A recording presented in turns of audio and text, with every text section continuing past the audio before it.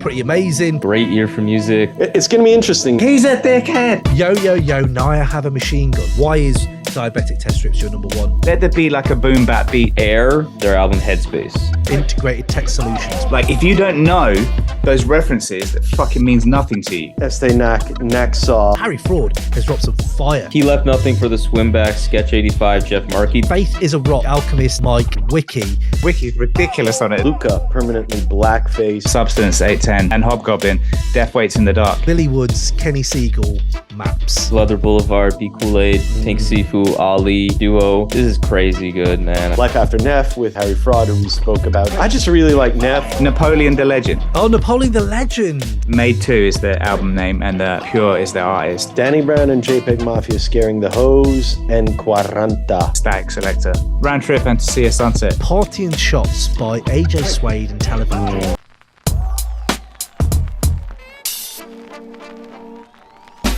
Yo, yo, yo, welcome to Crate 808 2023, the 50th year of hip-hop. The close of it is upon us, and it has been, in all manner of ways, pretty amazing, pretty crazy. There's been some memorable moments. There's been some artists who have treated us some great music and some not so great music. I'm sure we're going to get into this. So today we are going to just divvy up, go into our top 5 albums of 2023, our top verses, our top features, our top songs, all this great stuff that we do every year pretty much.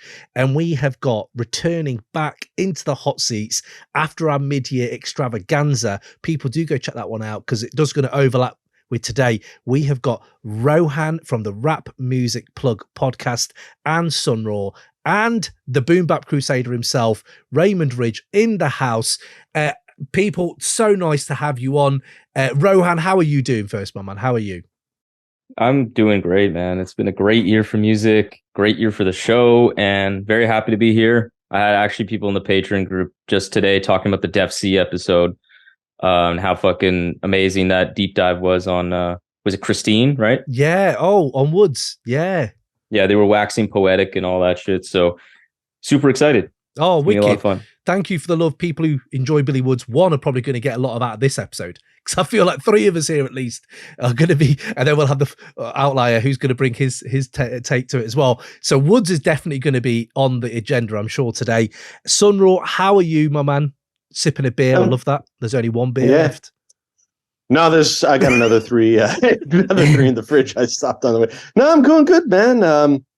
Lots of growth, doing a lot of my own music this year, but I also a lot of writing recently. Like I've got a top 50 UK rappers, not MCs. There's a lot of contention around that coming out on Complex soon. So I participated in that.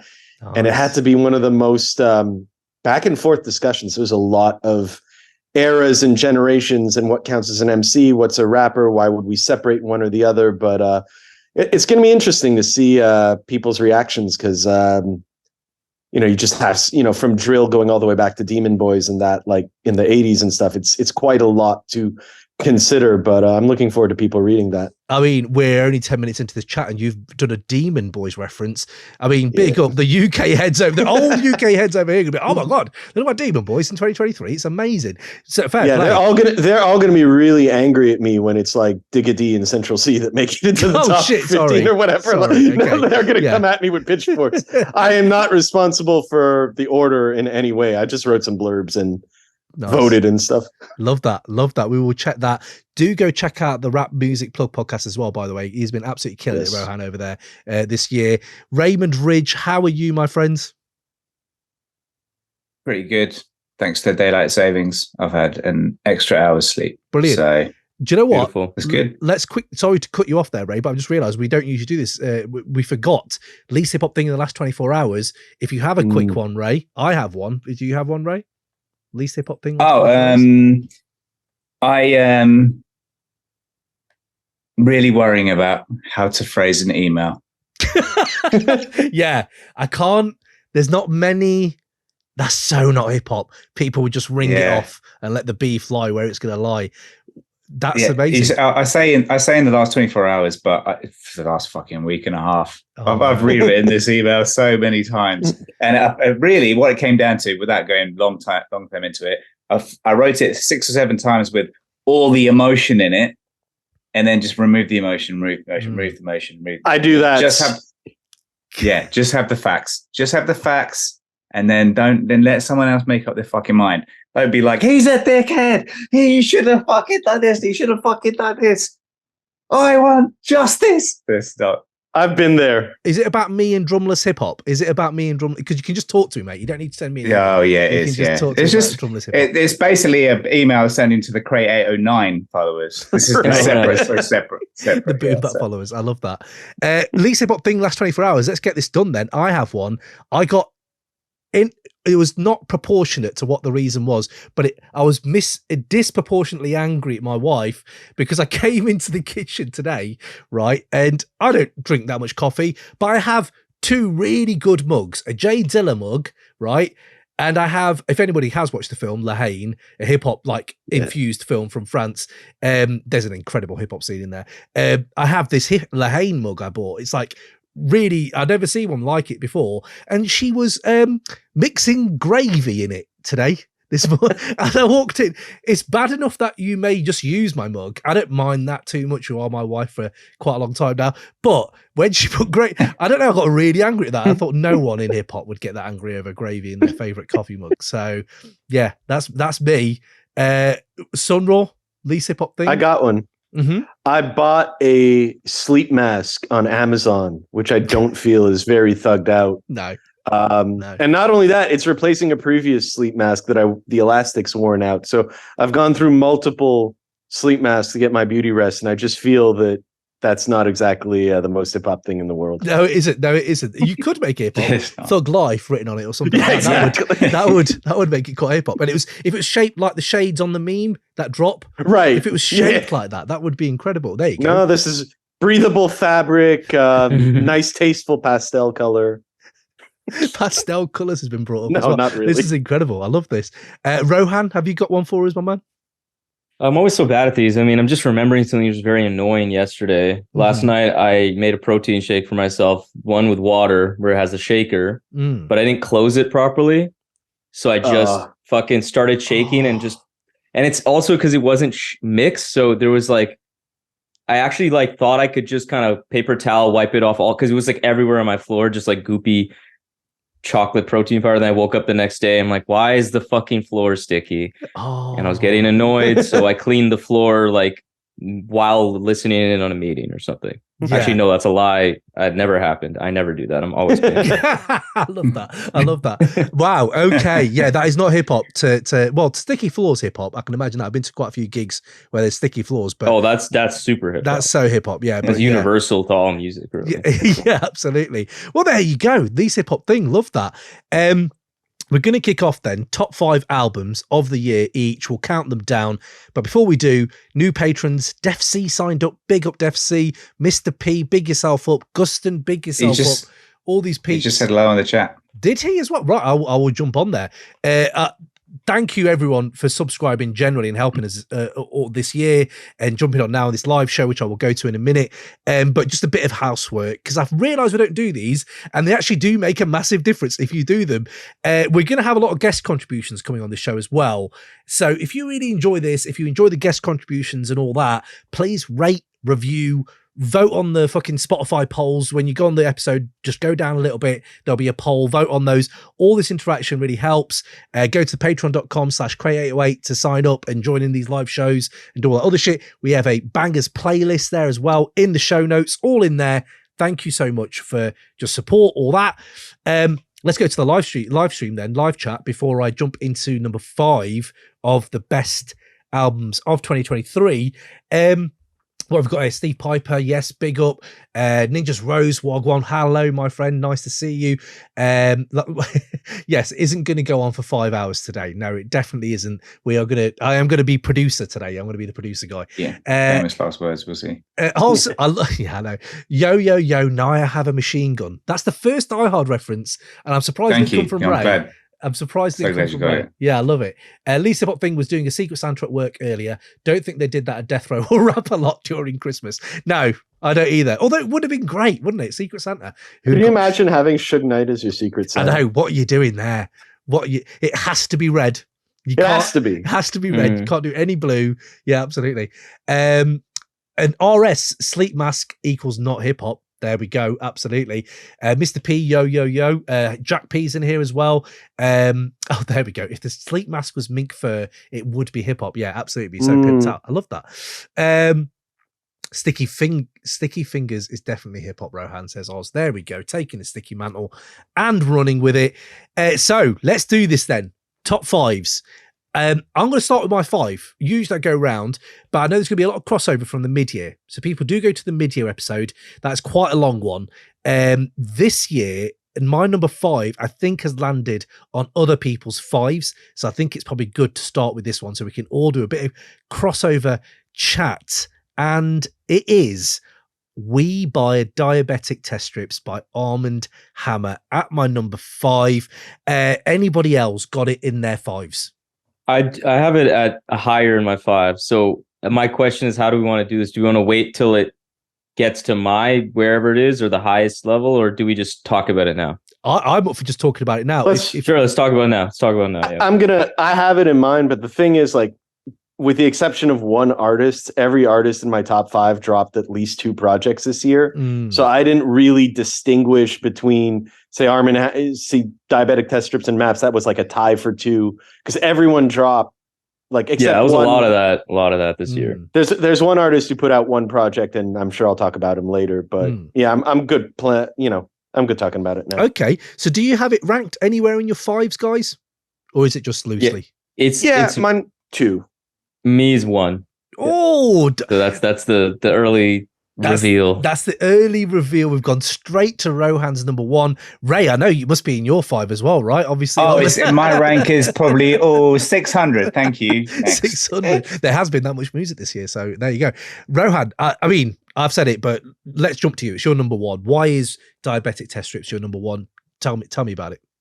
I mean, I think first off, I feel what makes it really special, particularly in their catalogs, is that it's so emotionally affecting, but at the same time, it's super dynamic, musically, lyrically, and it's really, I would say they're most far out there in terms of sound and kind of just general approach, because it's very impressionistic, meditative, it's surreal, and I have to say, this is definitely a record that I was particularly happy to have spoken to who created it, because I spoke to them shortly after the album dropped when I interviewed Armand Hammer. I think the interview occurred at the end of September or early October, and they really kind of validated a lot of my thoughts on this, which is that it is covering a lot of different topics, and it does it in a way that's very surreal, to where like you kind of get bits and pieces of something. It's not like it's not fleshed out. There's a lot of detail, but then you kind of just like go through some other random dream sequence where you're talking about something else. And it's just super progressive. And I think musically, this shit is their most like groovy and low end heavy record. And I think it's just a marvel. I think this is like an all-star cast of producers, guest features. Everybody put it together. I think Castro, when we did the listening party for this album, he was on there. I think Curly Castro said that this is like Dungeon Family-esque in the way that, like, if anybody's familiar with how this album's created with the jam session with a variety of amazing musicians from like Sons of Kemet, Child Actor, etc. They all came together, used those jam session sounds by all the producers to make the beats. It's just from approach to substance to the lyrics, it's just incredible. And yeah, my top album of 2023. Wow, that's amazing. I mean, this is the thing. I think, first of all, it is the only album on my list that has a reference to a Henry Kissinger feature, which I thought was one of the best lines in the year that Henry Kissinger did die. So I was like, this is incredible. It's beautiful. Woods is working. Yeah, Woods is working. Woods just needs to say a lot of other people's names, like mention Dick Cheney.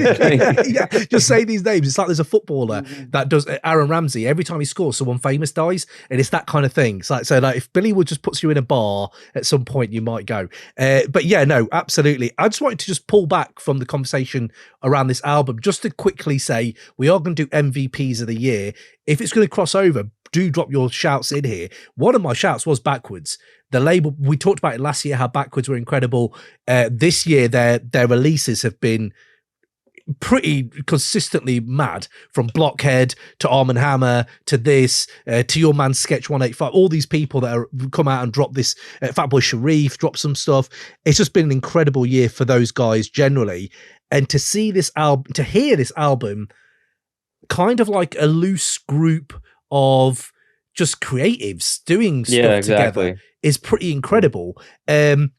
And it's probably got we talk about album artwork, album title of the year might be for me as well. Like, We Buy Diabetic test strips stuck out straight away. So I thought, what does that mean? And then it's extension of the New York. This again is how they extend their surroundings, New York, and people who don't live in New York. What I've gathered is, as I don't either, is there are stickers and built and plastered all over the city of, the same stuff that they've talking about on this album, and We Buy Diabetic desk strips, and those stickers that are littering New York. This is just an extension of that kind of art. It's that pop art, if you know what I mean. And it's just, although it's presumed kind of knowledge, it's still pretty cool and makes you want to dig a little bit deeper. And it just accentuates their inherently like biting humor, that fucking moribund, that mordant kind of humor they have. It's pretty amazing. SonRaw is in your number 2, you said. Right. So I had like 2A and 2B were Maps, and this album, I put them down under the same one. Interestingly enough, I am more of a Maps fan. If I had to choose one and you made me choose one of the two, that one resonated more with me. I think just because it came out right after I'd been on a 2-month trip abroad. So a lot of the themes in that album were just kind of rattling around in my head. And, but there's moments on Diabetic test strips that stay with me equally. I would say it's maybe not the album that I've listened to as much front to back as Maps, but there's definitely, let me see. I mean, I feel you on that so hard, by the way. That's exactly the same dynamic with me. Yeah.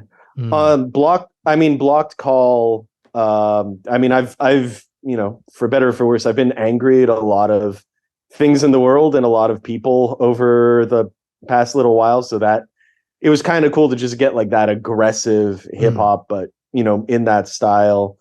There's also a line on, I think it's on The Flexible Unreality of Time, where he mentions Dr. Umar or someone else, but Kevin Samuels, Kevin Samuels or Dr. Umar, but Billy Baldwin ain't coming through that door. Like, that's how I feel a lot about politics and a lot about society these days, where it's like there's no good choices, and I'm just whenever I'm like, okay, well, I'm going to do this, and it's like, I get just as frustrated. It's like, oh no, I can't go to the alternative because the alternative is worse. So stuff like that really stuck in. And I want to shout out in MVP of the year, JPEG Mafia is a producer, which we'll get into a little bit more. Oh, good call. For some of my other picks as well, spoiler alert. But it just, a lot of times to me, when people say like, oh, it sounds like the Bomb Squad or it sounds like RZA, it's like, it's not usually that good, because imitation Bomb Squad or imitation RZA is kind of boring. It's just never as good as what it was the first time around. But hearing what he does, the samples, and what everyone on, to bring it back to Diabetic test strips, what everyone did with the jazz material that was jammed out, or, I don't know if JPEG actually used that or if his beats were completely separate. But I did like how they managed to make it noisy without it being like kind of a cliche to it. And I think on some of JPEG's other beats for Danny Brown, it's the same thing, just sampling like, boy bands and making it sound hard, or sampling Japanese commercials or K-pop or whatever, and it all coming out right. So I would put him in for MVP of the year for sure. Interesting. That there is a JPEG track on there. Let me see if I can find it here quickly. I've got it here somewhere. That is So RZA, and I was like, Jesus Christ, this is Wake Up and Ask Siri, I'm Going to Die. That title is incredible. But yeah, no, it actually isn't that one. No, there's I've got so many notes here. I've lost myself on the notes. But no, the RZA, it's a RZA sounding beat? No, this one's the one that sounds like RZA. When it doesn't start with a kiss, it almost kicks in like a RZA beat. And then because my mind is going to the Wu that's around just in my life, especially Wu Forever, it quickly reshapes it. But it's enough of a beat to notice it straight away. That beat switch on there is fucking filthy as well. And what it morphs into, that song, is pretty incredible. We've not even talked about the bars, but yeah, man, I think this is the album that you talk about it being noisy and aggressive. It is, but it's so boundaryless and like kind of not it's not of one sound, if you know what I mean. It's like liquid. Yeah. It's liquid. It just flows. And I think it's ethereal. I wouldn't say this is I would say Paraffin, honestly, is more abrasive, even though that's still a little more traditional hip hop in some of the drums. I think that one is a little more in your face. This is also, but I think it's more like, here, go transport you into multiple worlds, and like, you don't know what time it is. Bro, slippery. There's some moments in here where it's ambient sonicscapes. There's moments where it just becomes a lucid art pieces at some point. So you're like, what is happening? We've just been talking about this, and now you're going into just a moment of like ambient music, if you know what I mean, and just kind of lo-fi. Yeah, it's just pretty mad. It's pretty mad where they have took the music. Ray, Armand Hammer, anything from you on this album? Hang on, wait. Are we talking about Diabetic test strips? Maps? Yeah. We talking about Maps as well, or no? Maps is in my 5 somewhere, but it's not here. But we can. Oh, so we're saving. You can Maps. talk about Maps though, because we've already talked about Maps in mid-year. So if there's something you want to bring up on Woods and Maps generally, please do bring it now. Absolutely. So I'm going to be bringing the whole. Let's bring more than one album from the same artist because I can't choose between which one. Vibe. So like it. On the back of that, and from the perspective of being only saying positive things and not being fucking negative, I don't get on with diabetic test strips. Just didn't get on with it. But Maps, obviously. And there's some fucking incredible tricks in there. The layer of waiting around. So wait. We spoke about Maps already. We're not skipping over this. Ray, do you like Billy Woods? Oh, that's a big statement. I'm on the way to becoming a truther. Right, we need a sign. I've had years. Yeah, because I think when we spoke in mid-year, I thought you were like begrudgingly like, I think I like Maps, but now you're like, obviously I like Maps. Like that's different. I love this. The tone is different. Okay, yeah, all right. That's progress. Yeah, but, the growth. I'm so. It's like you see your kids go out there. Look, it's two steps forward, one step back. Because that whole Armand Hammer album, I was like, please, let there be something. Let there be like a boom bap beat somewhere. There was hope when I was going through it. So there's a track called The Gods Must Be Crazy. I was like, holy shit, there's going to be... But no, that was because obviously Demigods on their first release, there's a big track called The Gods Must Be Crazy. Demigods reference. That's also got one of the greatest lines. Block Call, did that one get to you? Block Call. Because that one is the most like, that's an August Phenom beat. That's like the most boom bap, dark shit. Yeah, but there's the intro first you got to get through, though. Yeah, the intro's a little, Also, I love how we could technically say the full title of that song, but none of us are going to do it. No, that's what's great. That's what's great about it. That's that beat, though. Oof. Yeah, but Ray, did it get you going, any of them, Block Call or anything? No? Sorry, I was like, that's the one that's which like one my are you talking about? I was like, oh, that one. That one, yeah. Look, nothing really gripped me on there. There was obviously another one called Total Recall where I was like, okay, that's looking at your posters at the back, that just fits. I guess, and this is like a foreshadowing for feedback from some of the other albums as well, is that I don't like all these. That I'm not a big fan. If something's just random and a bit chaotic and a bit turbulent, it's got to have purpose. It's got to be with reason. And a lot of these, there's You know what? Some of these albums aren't even hip hop as well that you guys are bringing, but it's fine. It's fine. We'll get to that. Oh no, don't! You were going so well, and you've gone backwards now. Oh no, I was trying to be positive. Jesus Christ! But then let's cut him off at 30 seconds. Ray's got 30 seconds to be good. Nice. There's some that you cut me off. You cut me off. Fuck this guy. Fuck. I know. I am going to talk about more of the songs on Arm & Hammer later because we've got other. Yeah, we're coming back to maps. All right, we'll be coming back. We're going to come back to maps. I am going to do more on Diabetic Test Strips because Block Call is one of the songs of the year. There is some amazing moments. The Billy Woods bars on there. So hold tight for the end of the episode if you really want to dive in deeper with me on Diabetic Test Strips. So that's my number 5. We've got Rohan's number 1. Geez, and we've got SonRaw's number 2. Ray, your number 5 then. What is your number 5, my man? My number 5 is, I did actually put them in order this time. Boom. Because I haven't given it as much time. So actually this leads in well, it kind of doesn't because you cut me off. But so in maps, which we are going to get to, right, is there's this track with Aesop Rock. I knew it was coming. And he absolutely fucking murders it on that whole. And what you know is there's certain lines that Aesop drops. Or are we calling him Ace? I'm not. Aesop. I'm just getting into his catalog now. I've been really slow to get it because Aesop, yeah. 2 things. Aesop. Yeah, Aesop. So there's a lot that I like about it. Anyway, so there was an episode that Cam, when you spoke to Homeboy Sandman, and he goes into detail about how much respect he has for Aesop Rock's work ethic, and he went into a lot of detail about like, no, hey, look, this rhyme's good. It's finished. And then Aesop was very much, it's not fucking finished. And he would go back in the lab and be like, keep going in it, like mining for gold.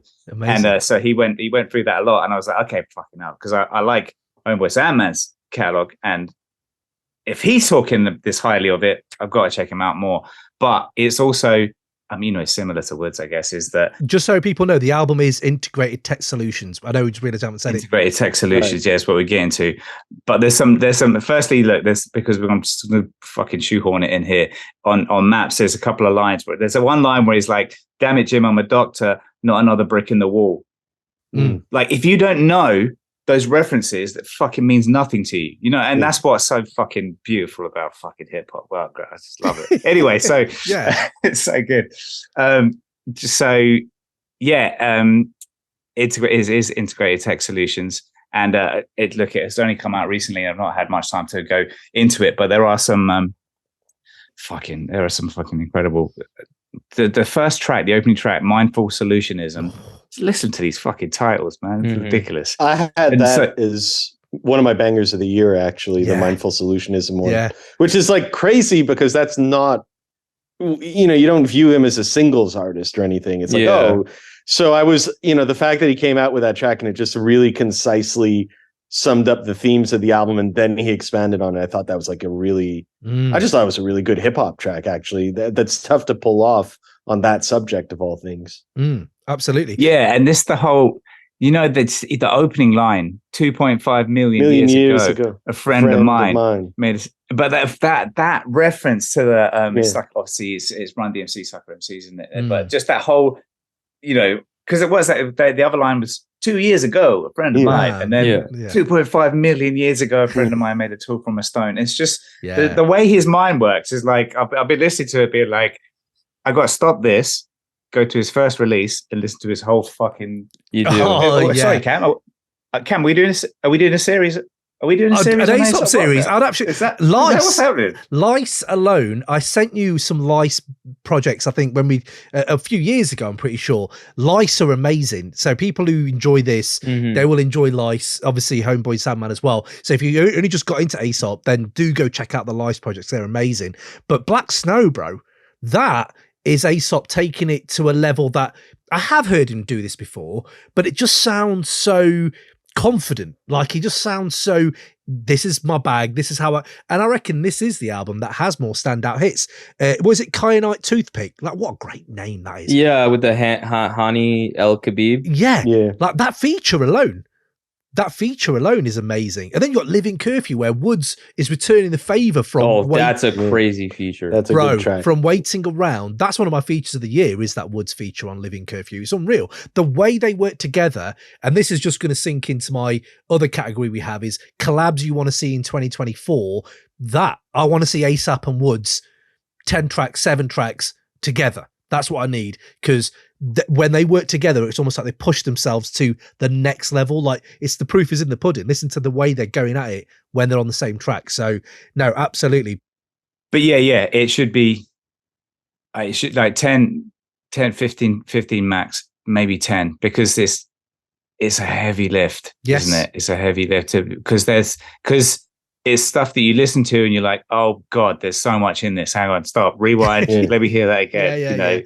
Yeah. And I love that when he sticks to a concept here as well. This whole there's one time moves differently here. The whole like he's stuck in a time warp in a drive-through.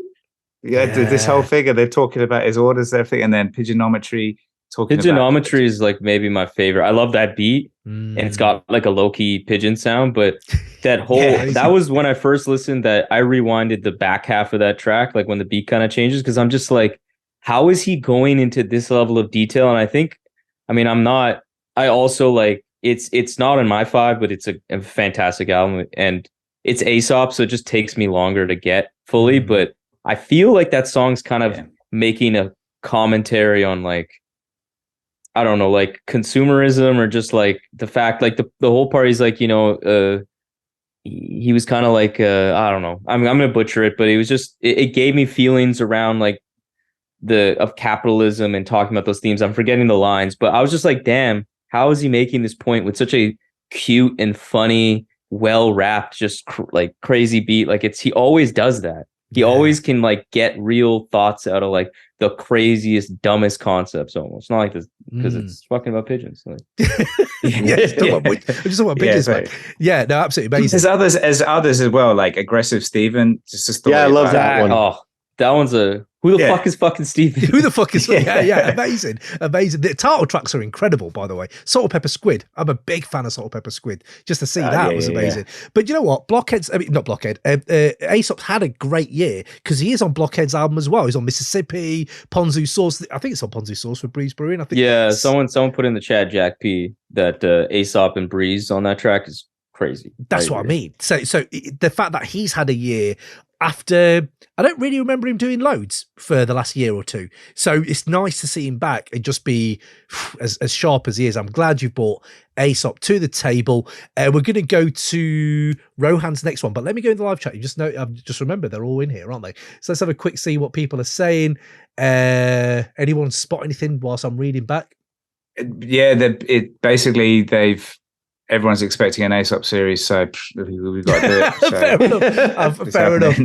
Jack P, I deliberately excluded We Buy and Maps at this point. I don't know what more there is to say about Woods and Elusive, right? So this is weird that you said that. Of all the music that's really hard to talk about, it is this kind of music. It's like, what more? Until you have to hear it. Go listen to it, man, because I can't tell you any more, like, unless you're doing a 2-hour, 3-hour pod just on it.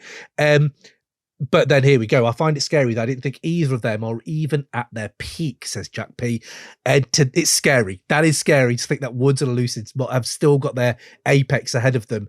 Ninja's Rose, a close friend, suggested 2 weeks ago that we go through the Billy Woods solo catalogue and Armand Hammer's catalogue. We both came up to the same conclusion that Woods is at least the top I can't just say this without the words. A top 3 discography, Ninja's Rose is saying, from Billy Woods. People out there, pod listeners, let us know what you think. That is a big, big claim. Obviously, Rohan, we know he's your number 1. So obviously you do agree. What else we got here? Demigod's reference. Yes, absolutely brilliant. Ninja's Rose. Ray has had an extra hour's sleep and woke up a massive Woods fan. Let him sleep more. This is essentially what we need to do is let him sleep more. You get on the same page as us. This reinforces that Maps is Woods' most accessible record, says Jack P. Mr. P says Mount Westmore album, Cube Snoop, 40 and short. Thoughts? That's a great shout. You know what? No one's talked about that Mount Westmore album. And I'm glad you brought it back to some West Coast legends there for the 90s heads who are listening. Jack P, Ponzu Sauce is my tune of the year. Wow. Wow. Oz, the Kainat toothpick beat is insane. Sounds like a score from an 80s action flick. Yes, that is very, very true. RS wants that Aesop series, absolutely. As does Nick Sheffield. Fucking hell, we actually are. Oh my God, you're right. We actually are. Jack Ninja's Rose, my number 5 album is Mansdem Duck Soup. I feel it went under the radar. Seeing it won a Pulitzer. What? I didn't know that. Well, Wait, what do you mean it won a Pulitzer? I don't know. Seeing it won a Pulitzer. I don't know. I know Mansdem though. He's dope. I do like him. Interesting. I did not know that. But yes, please explain Ninja's Rose. Yeah, I think it must be a joke on. I haven't had a chance to listen to that album, but I feel like that might be a reference in the album. I see. Presumed knowledge. Yeah. Love that. Love it. Rohan, your next one then, my man. Let's go to your number 5. Yeah, your number 5. Yeah, my 5 is I just want to say, at one point, can we just shout out really quick, like some honorable mentions at some point? 100% after our, this has been this album, like this list after 3, after 3, after 3 was just chaos, and it was like 4 until 17 were just like, this sucks, man. I want to mention it, but I can't. But yeah, so my 5 is Air. It's spelled H31R. It's a duo of Maassai and JWords, their album HeadSpace. So this is released under Big Data, which is I think it's a sub label or like a related label to Ninja Tune. And this album is fucking incredible. It's like the smoothest 26 minutes you'll hear all year. Just such a great flow. And it feels like, I'd say it just feels like the future, because it's got like heavy dance grooves, like blends electronics with hip hop. There's such a nice polish, and then the rapping is really focused on like the title, like it's mental health and thought processes, self-doubt, and I think it's super consistent and it's super fun. Like it's just such a fun, heady also album, and they killed it. Shout out, they're going to be on the show next week, December 13. Hit that up. And yeah, it's just, I was blown away. This is an album I just played constantly because it's so short too. So you can really just keep digging into it. And the flow between track to track is like, it's like water. So Rohan, do you like electronic music generally? Dance, house, just dubstep? Yeah, I'd say I do. I'd say right now I'm listening to so much more rap than anything else for sure. But I mainly am making IDM, even though it's like the worst named genre ever. I hate that. Other than art rap, but it's up there. Intelligent dance music is like, come on, guys, who fucking named that? Bro, I have a ongoing gripe with EDM. It's just essentially what everyone in the UK was listening to from the 80s and fucking Chicago had for however long. And electronic dance music. That's how I could describe some of this album, but it's not EDM like we know it, which is like the shit you hear in the club that I want to fucking stab everybody when they play it. So it's not that. But yeah, I like IDM, mostly like ambient IDM stuff. Like I like not as much dancier stuff. I like my more dance music to be like, I don't know, like funk or okay, soul, something like that. But I do like that music. Yeah, I just wondering because Headspace it had that feel straight away. I've only heard it twice, so I've not really dug into the lyrics, but it's drum and bass heavy. Like JWords, her sound is really drum and bass influenced. Yes, 100%. She would consider herself an electronic producer, I think, when I spoke to her. Oh, that's interesting. So she considers herself that. Because it's that blending of sounds, and to hear hip hop in 2023 doing that, but it's not in a blatant level of here's a mashup. It's just this is who we are. This is what we're into. Their influences are just fully ingrained in the DNA of their music, and it's great to hear. Where you just I like their what was their last project? I can't remember what it's called, but I loved it. Velocity, which I loved. Like I didn't, and they topped it. I think in every way they topped. The polish is just it's cleaner. Yeah, and I'd also say that they're from like JWords is from New Jersey, Maassai's from New York. So, you know, that general greater New York energy, they bring that. Like Maassai as a rapper has so much swag. Like she's just so cool. Like I think that the term I dubbed it as like fly introspection. Like I love that. It's like smart, but she's just so cool. Yeah. And she can rap her ass off. Wicked. SonRaw, thoughts? Yeah, so I had missed that album the first time around, and I actually found out about it when you sent us everybody's picks. So big up Rohan for putting me on that. I liked it a lot. I thought the production, it's funny that you mentioned futurism, Ron, because to me, it's like, it's actually very retro in its own way. It reminds me a lot of kind of 2002, 2003, like SpaceX, Bugs in the Attic, kind of the broken beat moment thing. Even like some of the production on like Victor Vaughn by MF Doom that was like kind of touching on that IDM kind of stuff. Side note, I'm actually currently waiting for them to finish building mine, but I'm pretty much down to buy this kind of drum module called an iDum. And the entire point of it is like, oh, it's IDM for dummies. You can be completely idiotic and still make this kind of music with it. I can't wait to get that. Okay. But no, I mean, it's really, really great. I wasn't familiar with either JWords or maassai, but it definitely put me on their radar.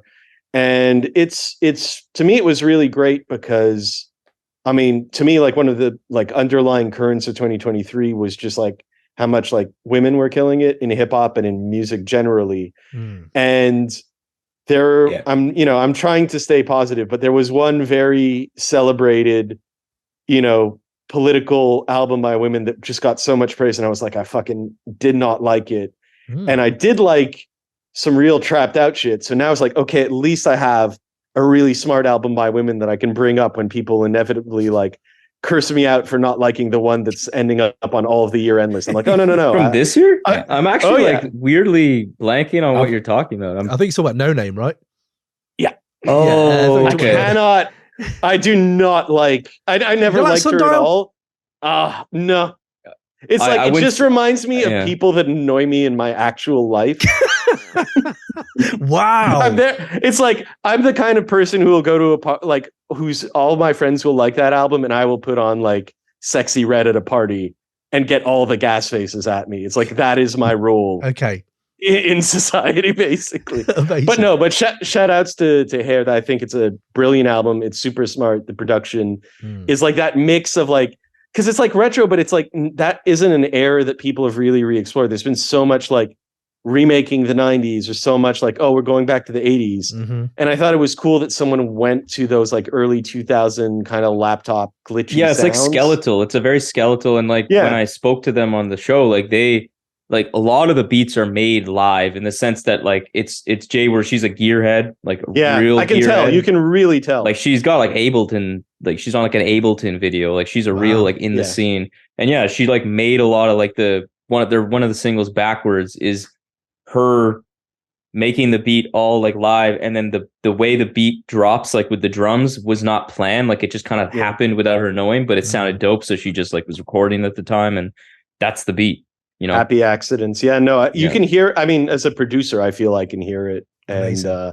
And shout outs to them. Really good project. Wicked. Ray, did you end up hearing HeadSpace? Yeah, I checked it out a little bit. So after listening to Leather Blvd and Swim Back, it was a relief to hear something that actually had rhymes in it, which is good. But, come on, mate. So come on, let's not foreshadowing. But it's look. You introduced me as the boom bap crusader, and there's a reason for it. You're gonna crusade. No, I'm gonna crusade. I don't know. I guess a little part of me is, some of it is like, it's like I'm in full support of people doing whatever the fuck they want, and there's just exploring where it goes. But when in that exploration, it goes away from what I'm going to listen to. Right. I see. I feel you. You don't need to like. Yeah. I feel you. Fair enough. Okay. But no, really enjoy that. I think Glitch in Time. You said Backwards is great. Down Bob. Is it Down BB? That's a great song. Down BB. Yeah. The one with Quelle. One with Quelle. Absolutely. Yeah. Love that. Yeah. Great shout, Rohan there. SonRaw, you're number 5 then, my friend. What is it? Right. So officially my number 5 is Estee Nacksaw, which we mentioned in the first half. So I'm actually not going to spend any more time on that one. But I would like to shout out the extended, the Estee Nack extended cinematic universe, because he dropped a lot of projects, 2 of which were with Montreal producers. There's Giella Cat with Toronto's Raz Fresco, produced by Nicholas Craven, which is a really dope album named after a restaurant that's, probably like a 20-minute walk away from my house. So that was really cool to do that. I haven't eaten there yet, but I heard it's really good. And also Live at the Tabernacle by Tabernacle, by that one's produced by Mike Shab, and it's I think it's Nack solo on the rhymes, but they were all recorded around the same time.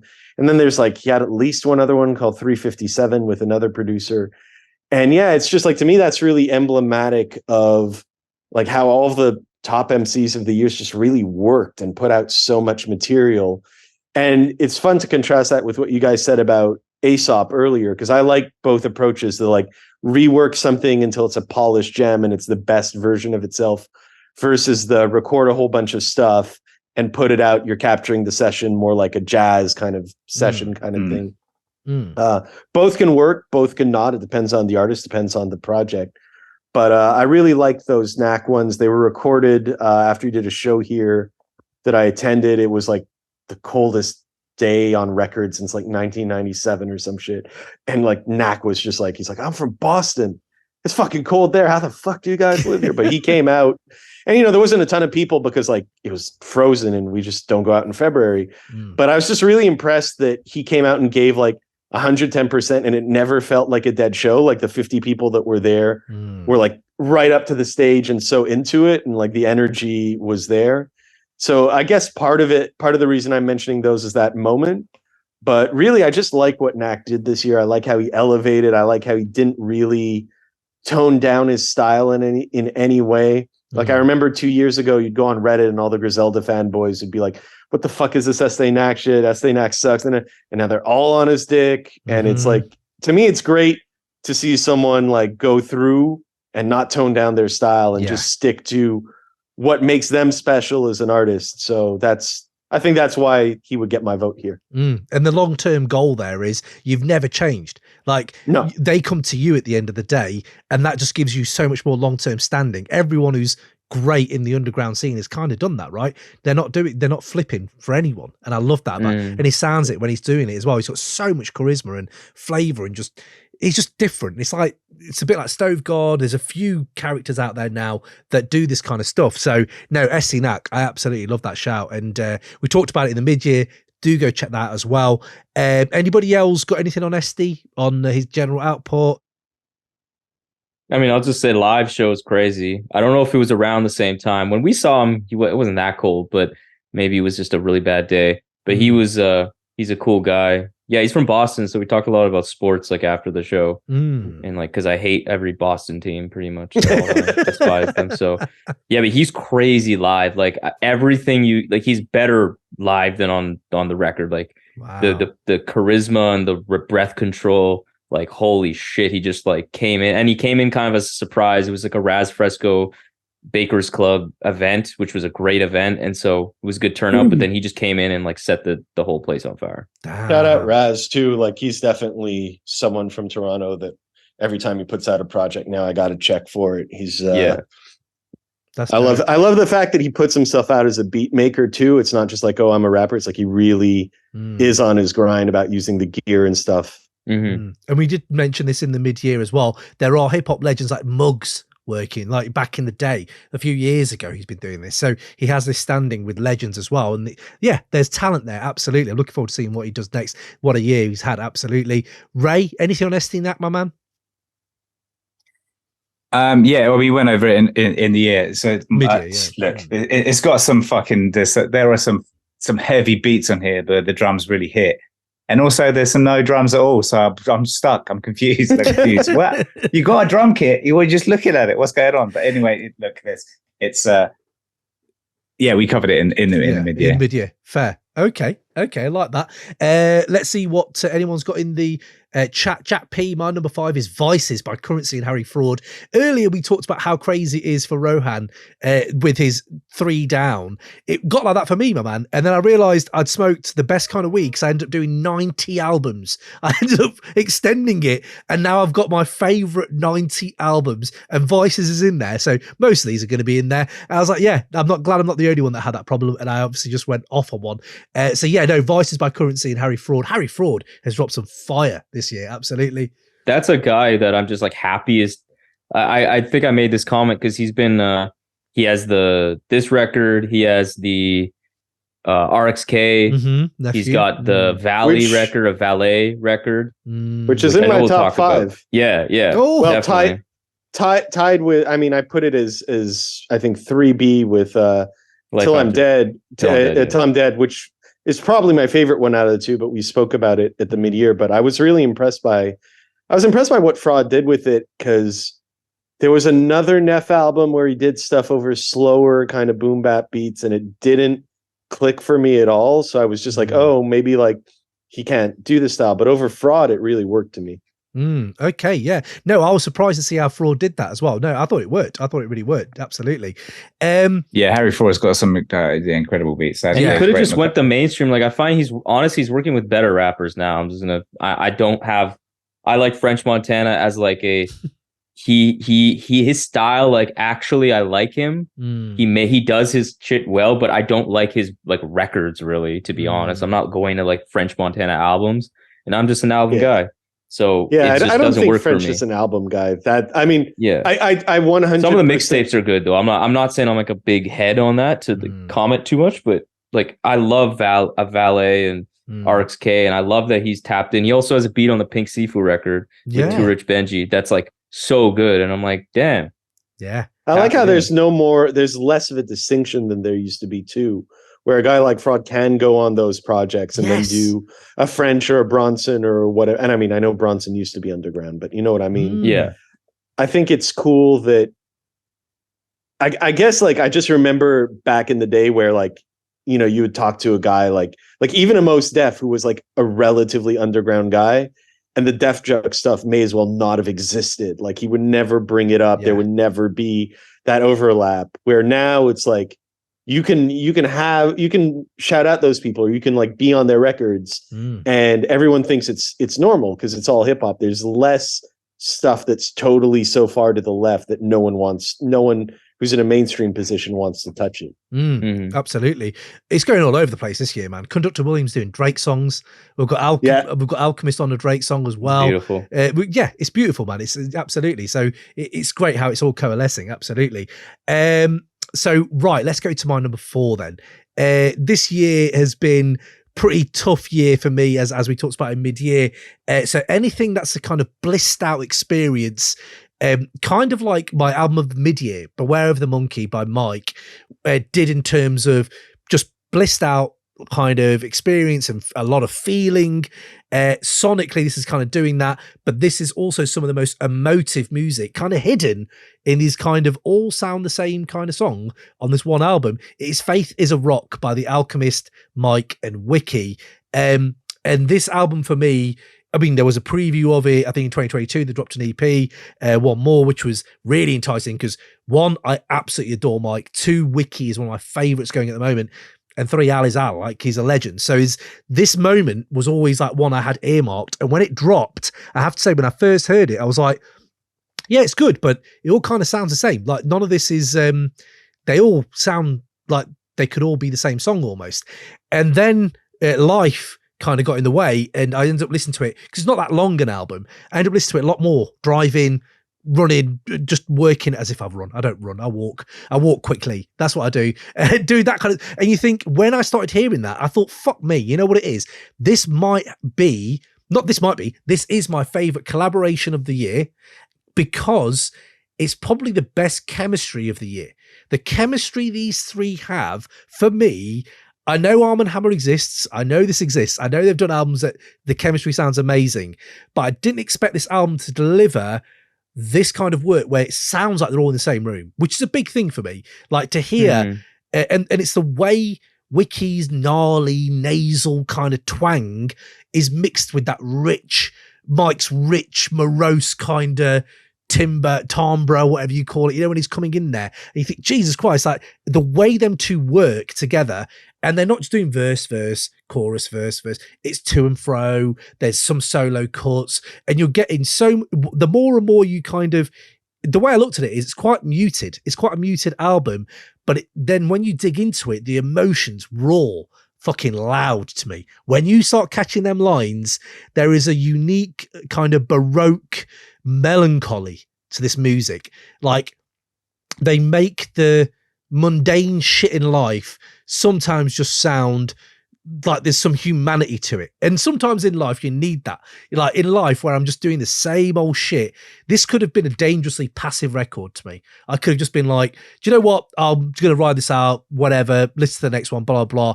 But I know it's out, I know it's two of my favorites, so I did go back. And that I'm so glad. It does maybe require some time and repetition to fully ingrain yourself in this album. But once I do, it arrests my attention. Like I'm doing the chores or I'm just cleaning some shit up and I end up spinning the whole record. I'll hear it on my plate. It's like, fuck no, I need to hear the whole album again. So again, this is one I will go into more on the songs like that I'm loving. But generally, sorry. The way do you do chores? Have you got like a chores list? Is it on your fridge? I'm a husband and a dad. Have you done your chores yet, Cam? No. Can't do an episode till you do your chores. It's not really that. I kind of implement them on myself. It's sort of like, I better get that done. And a chore really is what cleaning his football boots. It's not that hard to do. But then, yeah, no, I think it's one of them albums that the fucking rhyming on here. I will go into it later. I can't right now because it's too much. But Jesus fucking Christ, man. Wiki this year.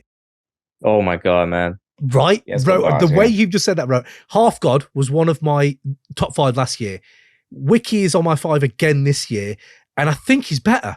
I think he's actually better now. Like, it's unreal. Some of the verses he's come out with. He's got some of my verse of the year contenders. And Mike just dropping shit that's hitting my heartstrings.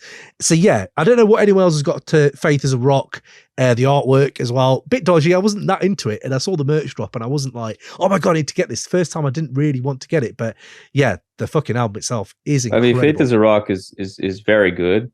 I'd say I don't feel as strongly on it. Also, I think it's kind of like, what do you call it? Contrasted by Burning Desire, as well as Beware of the Monkey that dropped before. I think it kind of just showed me that.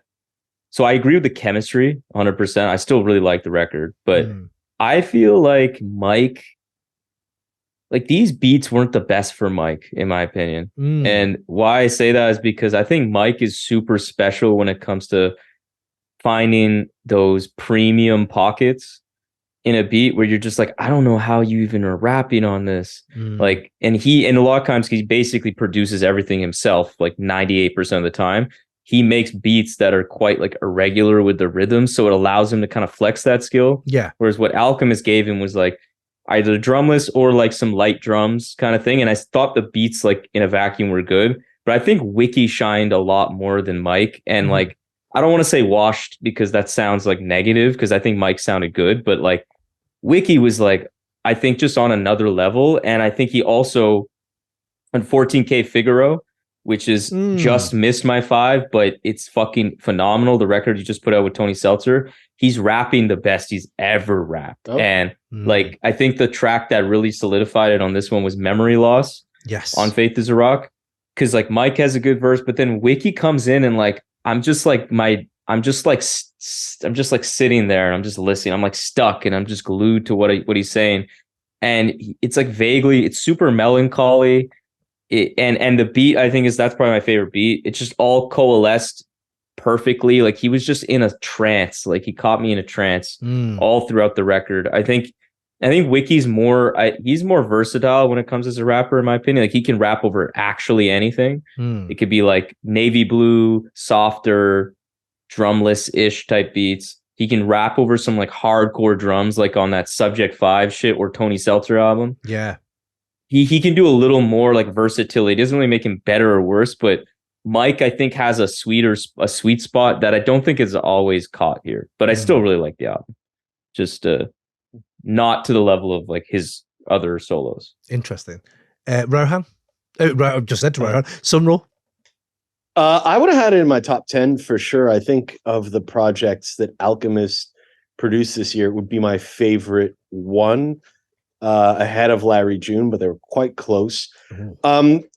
So I think, first of all, I'm a fan of Wiki and I'm a fan of Mike, but I will say that in both of their cases, they have particular voices and particular subject. Like I like Mike, but he's like relentlessly positive a lot of the time.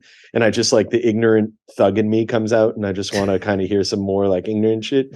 So hearing them together really, really worked for me because Wiki's got his high pitch, Mike's got the baritone, Alk is always Alk, which I tend to, at the very least, I enjoyed. It's like, I don't hear Alk beats where I'm like, turn that shit off.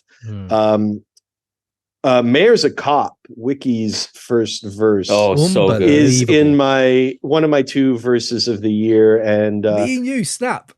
Spoiler alert, it will be on Fader Top Songs. I wrote about that. So I don't know where it's going to be in the rankings, but I penned that blurb. Like when he says like the money could have gone to like going to feeding people or like keeping them clothed warm. With this amount of human loss could have been for schools or parks, like that whole shit. Yeah. God, man, he made it so real. Like a lot. One through line in the stuff that I liked versus the stuff that I didn't this year was if I feel that you're honestly feeling that, whatever tough times you're talking about, and it's coming from a place of whether it's personal lived experience or people, I will really connect with it. And at the same time, I feel there's a lot of MCs that are just like, oh, let me write a quick social justice rhyme because that's hot right now. And I hate that stuff. And Mayor's a Cop is the opposite of that. It works. It's really heartfelt. You can tell that, whatever's going on in their lives, the emotion in that song connects. So yeah, it didn't quite make my top 5, but it's, not for lack of trying. There's a lot of great albums this year. And that was certainly one of them to me. That Mayor's a Cop is one of my songs of the year. I've got that up there as well. Those stunted, they're not like full horns. They're like stunted horns kind of melt into this kind of wavy landscape. And I talk about womb comfort hip hop. That's where my womb comfort is. And the sound of that song subtly changes. It melts several times. The more and more you hear it, I just need that instrumental on, man. But I love the fact he's talking about the communities. It's kind of radicalism, life, power politics, but it's not hardcore radicalism, is it? It's kind of like, I ended up calling it here wavy. I ended up calling it wavy radicalism. It's a wavy radicalism. The back and forth is superb. And do you know what? You talk about the first verse is amazing. The third verse, bro, from Wiki is insight upon insight upon insight, where he's like, so weeded out my ego, but no, we can't lie. Only half the time. It's only right. I need to have pride while I laugh, cry to balance out both sides. You can unpack that for ages, just trying to think about your own processing, your own therapy, about your own fucking ego. And you're like, Jesus Christ, that whole verse is, Wiki's unreal. So yeah, Faith is rock. Ray, any thoughts on this album? I think it'd be a great album when Al gets the time to finish the beats. I mean, that is your although no, look, there are a couple of crazy ones on there. So I was thinking through it, just standard being annoyed about this no drums thing. I don't like it as my protest, but yeah, there's some like, so Be Realistic. That's the one I was going to say. Oh, so good. Be Realistic, Al, and then he fucking put some drums on it, and then Wiki's ridiculous on it as well. There's that whole flow where he's like, the flow's unreal.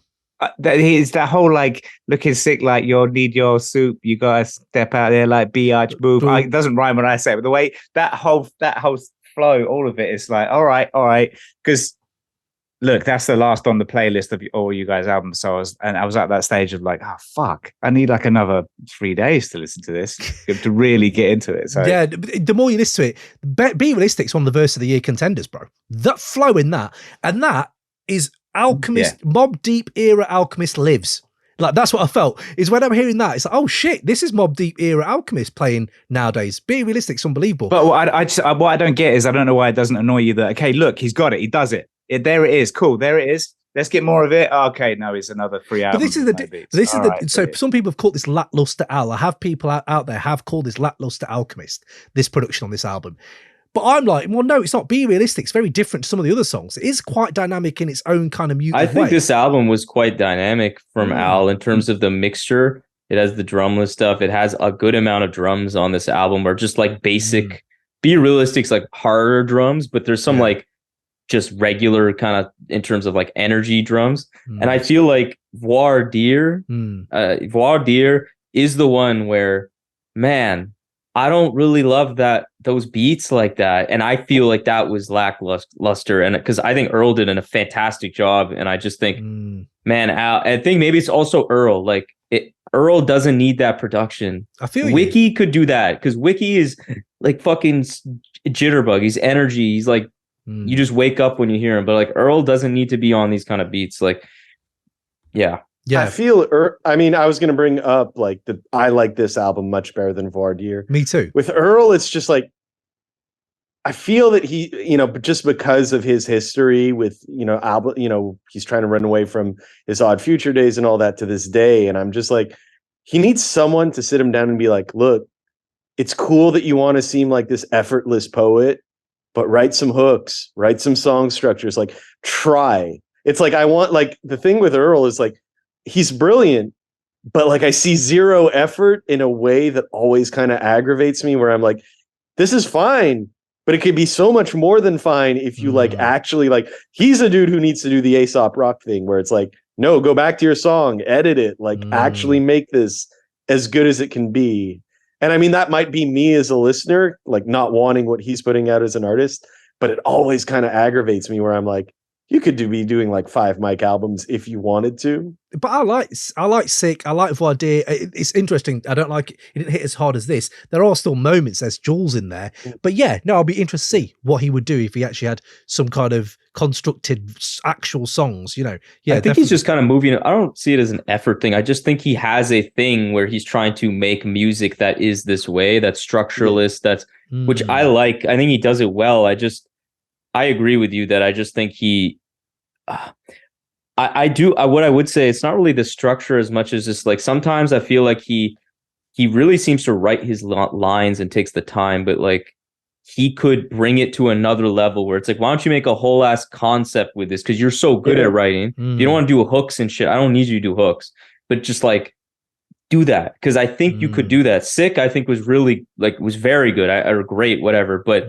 It's not some rap songs. I feel like some rap songs was like the perfect storm of like, there doesn't need to be it could just be scattered ideas, but it's so like potent that like, this is like a fucking amazing record. But maybe we just spoil. Maybe we just spoil as in how hard is it to do another rap songs? How hard is it? But he doesn't need to like, that's the thing. He could go a little away from being that structureless and just maybe add some more beef to these songs or consistency between them. Yeah, I'm gonna go down as saying that I don't like shit. I don't go outside is still the best Earl album. I love Doris. I think it's second, and it's like that one. If he did that album again, but with his more kind of like different style, but still like I think that'd be great. But he'd have to be positive. Still like there was beat changes, like there was. Yeah, he's a different person now. He's doing interviews with fucking Complex. Like you see him, aren't there? You're like, he just seems happier. And maybe that just doesn't come to him. That's maybe just not coming to him as much now. But let's jump into Rohan's next one, I think. But before we do, we just want to have a quick look in the chat in case we're missing anything. Nacksaw Jim Duggan is so good, it missed out on my top 5 there, says Jack P. Fair play. Have I missed anything else? Oh, no, Oz. Which other MCs fathering rappers in Argentina? That's very true, Oz. I don't know. I first said Estee Nack in 2012. Wowee. And he's working with Tragic Allies. He was good then, but he's come a long way. C. Piper, I have to... Oh, big up. Oz, are you folding clothes, Cam? Yes, there you go. Folding clothes. Great reference. I need to spend time with Wiki and Tony Seltzer's Lily Pad more. I really like that album. It's amazing. Steve Peace. And yeah, Pangaea is sick. I really can't get behind Earl's Sleepy Flow, says Oz. He sounds incredible when he raps with energy. A lot of people have said that, to be fair. Nobles with Navy Blue being that exact example. Right, Rohan, I think we're back to you, my man. Number 4. What have you got? Sorry, say that again. Ray was talking. Sorry, say that again. It's He Left Nothing for the Swimback, Sketch 85, Jeff Markey. This was on my mid-year, so I don't know if I should go to 3 or give a little... First of all, we talked about that in mid-year. Do go check that review with show notes. We'll have that episode on there. How have you felt about that album as it's gone older? Is it just kind of the same kind of feelings, or... It's actually improved, because I think I checked back, it was 5. And it actually has gone to 4, but also way more albums have come out, and it's technically it's kind of increased. I just think it's so fresh to this day. Like Nothing sounds like it. It's so bold and it's just so like powerful. Like it shit just gets me like angry, or it gets me like really in my feels, or it just makes me want to break shit. Like it really is like that. And man, seeing this guy live, that like solidified it. I don't know if I think that might have happened. You had talked about it. You said his live. Okay, that happened after. Okay, but anyways, it's just Jeff Markey's production is really cool mix of like ambient music, hard drums, power electronics, noise, but it's like, I don't know, it just feels like I've not heard anything like it. Really, that kind of way he blends those sounds, like it's not reminding me of anything, and that's a really impressive feat. Okay, so well, you've done your 4, you've done your 5, you've done your 1, so let's go to SonRaw. Your number 4 then, my man. What have you got? My number 4, also one I believe that I spoke on at the half year. It's Lukah, Permanently Blackface. I just want to advocate. That was not out. No, I don't know. That was not out? Oh, no, you didn't talk then about it's new. Then it's definitely new then. Oh, all right. Wait, let me see when it. That was September. Yeah. September 15th, they're saying here. So I definitely didn't do it. Okay, well then let me advocate for it now. I didn't prep for it. That's all good. Luke is Lukah, man. We love Lukah already. You know what it reminds me of? It reminds me in the best way of those like kind of early Rap-A-Lot, Ruthless records, like in between Straight Outta Compton and The Chronic, when gangster rap could be political and there was no real distinction between the two. And it kind of goes back to what I was saying about, you know, just music that's political, but that doesn't feel like an undergrad sociology lecture where it's just like the person writing about it hasn't experienced it and it's just abstract and they're just like, okay, you like skimmed Fanon, good for you. That doesn't really mean shit to me. Like, it doesn't mean you get to write on it. Lukah, I mean, it's just like, it's got that Southern element to it, like reminds me of Dungeon Family. It reminds me of Rap-A-Lot, but he's also got like, you know, just concepts. Like he's got one song, Blacks in Control, which is just like, well, what would white people do if white supremacy was put on them? And it's just like, he writes about it in this really insightful way, but it's also hard as nails. Like there's no, like it's an underground album, I guess, just because of the production, but it's definitely not drumless. It's just sample based. And it's just smart and it's hard. And it's like, at the beginning, like when I heard it, I was like, wow, like, I don't know how I feel about this. Like I had, I had to step back because I'm not a person. And like, I just found at the beginning, I was like, oh, maybe this will be an album that I respect, but I don't find myself listening to all the time because whatever. But because it challenged me and because it was so good musically and because I thought he was right, like so much of the time, like I was just like, where's the lie? I can't be mad if like you're actually right in what you're saying. So I just ended up listening to it again and again and again. And I just think, he's done previous work, but this really elevated him. And he's like the only artist who put out one album this year that's on my top 5. That's how good of an album it is. And he put out the instrumentals recently and they're just as good. I haven't actually checked who made them, but whoever did, they killed it. It's just a really good, I mean, it brings me back to what hip hop is supposed to be. It's just supposed to be telling truth to power, like just really directly and without any PC bullshit. It's just like, I'm sure there's stuff on there that could piss off people of all political stripes, but that doesn't make it wrong. To me, it's just, I was just really impressed that this guy had, such insightful shit to say and managed to say it in such a fly way. And it's so conceptual. Yeah, the concept, the artwork with the interludes and like just taken from minstrel shows and the skits in between. It's a really well put together album. Like, it's a sort of thing where there's no gimmicks to it. It lives and it dies off the fact that it's just really good music to me. This is the thing about Lukah, from Why Look Up Gods in the Mirror. We talked about that at length in the other episodes from 2022, I think that was, or 2021. 2022's Raw Extractions. I feel like what he's done with the, he's just pointed his lens and focused more on things that he would probably talk, not offhand, but just talk willingly all the time on the other albums. Now he's thought, I'm going to pull that thread. And him pulling that thread and making a concept out of it, it's just great to see his artistry growing, because he could just do Raw Extractions again. He could just do like Look in the Mirror kind of thing again, which would be incredible. But the fact he tied it into a concept, Yeah, I loved it, mate. Child in Iron Collar. Which one's the one where he riffs off Goody Mob? Cell Therapy. There's one on there that I'm sure that is it Cell Therapy he's riffing off, and I was like, there's like a couple of people that did Goody Mob interpolations. There was another Cell. Yeah, seriously, TF, I'm thinking of like TF Danny Brown one. Danny too, Brown. Danny Brown did one as well, but yeah, no, Permanently Blackface has one on there as well. Where I was like, yeah, shit, man, he just pulled it out. Fly Blackface Fly, man, that's my favorite joint. That's the second last song. That beat. Oh my god, like yeah. I also think this album, like shout out to the engineer mix guy for this Hollow Soul. He does mostly all of Lukah's work, and I think he records all of his vocals, if I'm not mistaken. Okay, I've had him on the show when we talk about Raw Extractions, and like this album isn't like Raw Extractions, where like Raw Extraction was like very like it was very polished. This album is way more rugged and gritty, but it's still mixed really good. So like, yeah. I was surprised when I played this on my good speakers that like this shit knocks. Like that's what it reminded me of Rap a lot. It's like that even before Mike Dean, but just that like major label level of knock, but without any of the pop polish on. Yeah, exactly. Yeah. Raymond, did you listen? Yeah, there's some incredible. There's some incredible beats in here. But yeah, some Blacks in Control as well. Like the beat on that is just. But yeah, it's another heavy lift as well, isn't it? It's like, all right, there's a message here, right? Let's dig into it. The I don't know. Yeah, like you said, Fly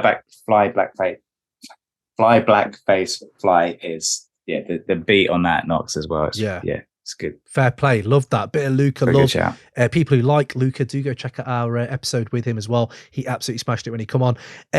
So right, who we got? We've done Rohan, done me. Raymond, what's your number 4, mate? I guess on the subject of well put together whole package concepts and everything.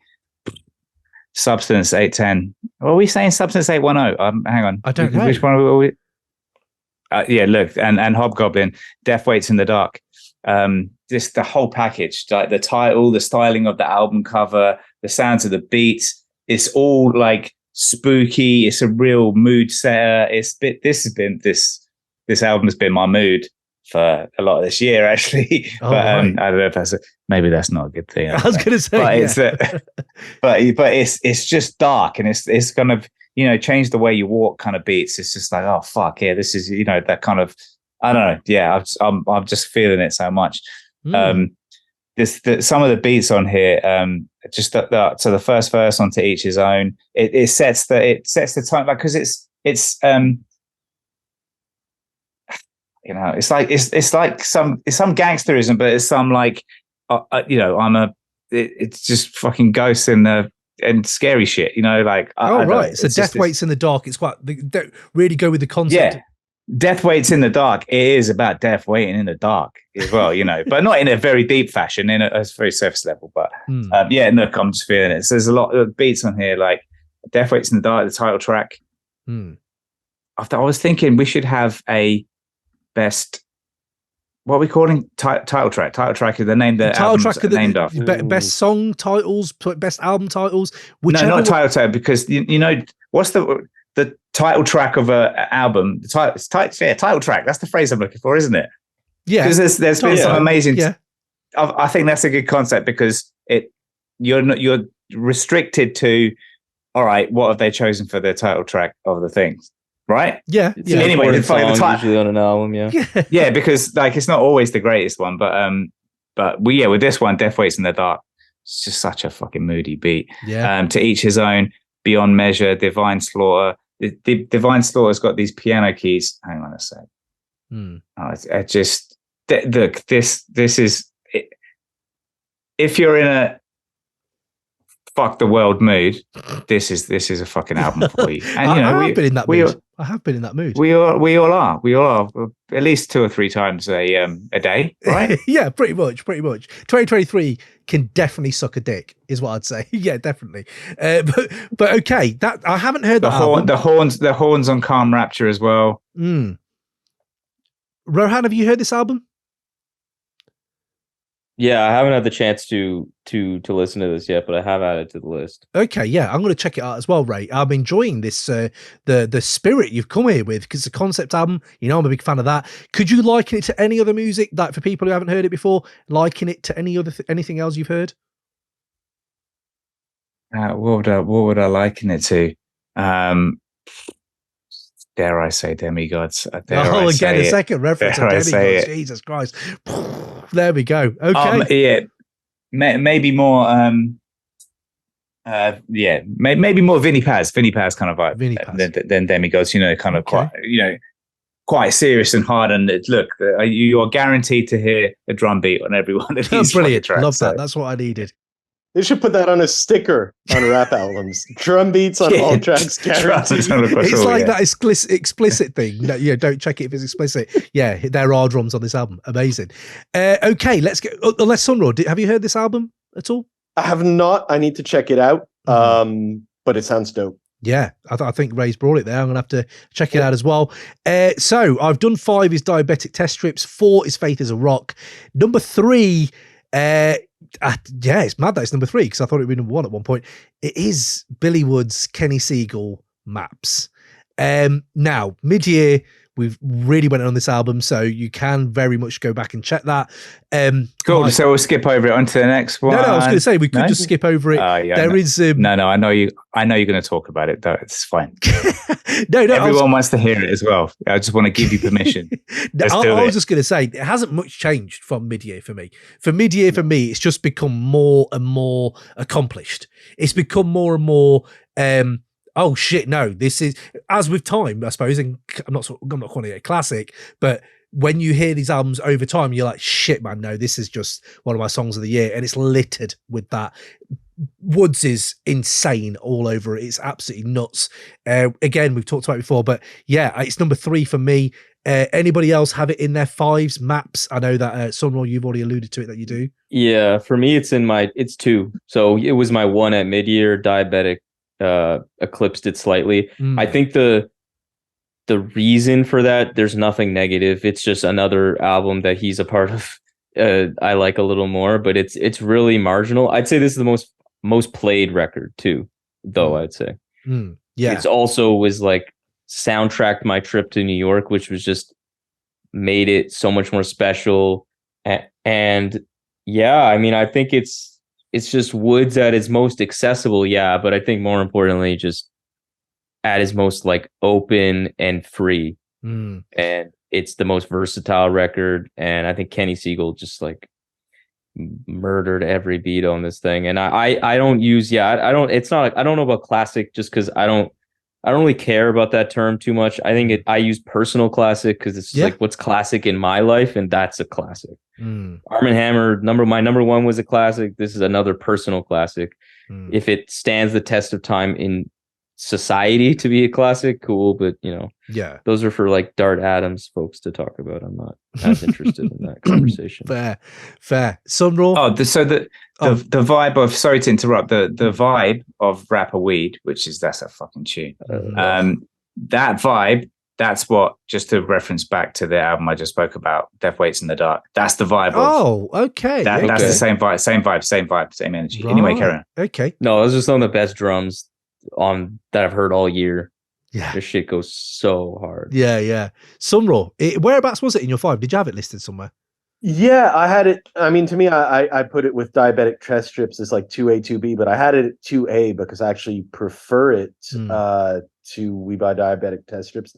To me, like I said, it came out right as I got back from 2 months abroad, so a lot of its themes resonated with me, but there's so many moments on it that I feel I've lived similar things. Like, just like I was high all day, I escaped. I mean, for better or for worse, that has been a fair number of days up to this day, just stuff like that. Waiting around, which Ray mentioned Aesop's verse on it, where it's just like you're just kind of stuck. You're traveling and you want to have fun, but it's also like, okay, today's the last day and I have to be here at this time. So what are you doing? Like, I was just in Amsterdam earlier this year. Wood mentions that on the song. It's just like, all right, well, I'm going to hit up a coffee shop. I'm going to hit up this. And especially if it's a city, I mean, I feel probably rappers and touring musicians have this more than regular people. But when you've come back to a city and it's like your 5th or 6th time, as Amsterdam tends to be for me, just because I fly KLM, you end up in like almost this little routine where you're like, okay, what's changed? But you're still doing it.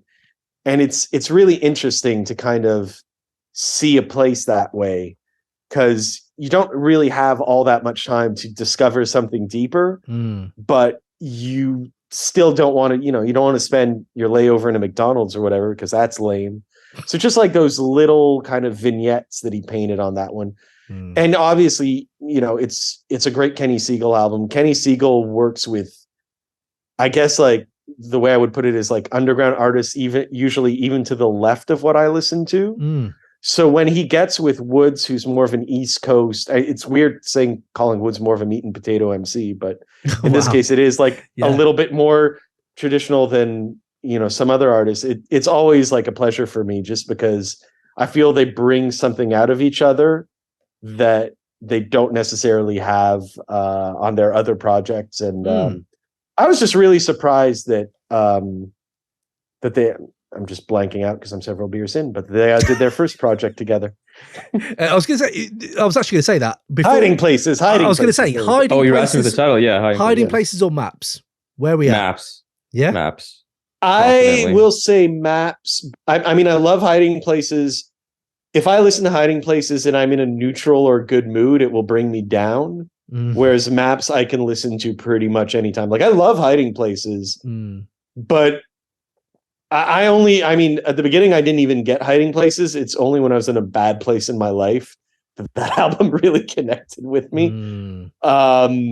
Which doesn't make it any worse, but it's a lift to get back into that mind frame. It just brings me back to a shitty apartment and fighting my landlord about my neighbor's bed bugs and shit. It was awful. Fighting landlords. Love that. Let's make that a series.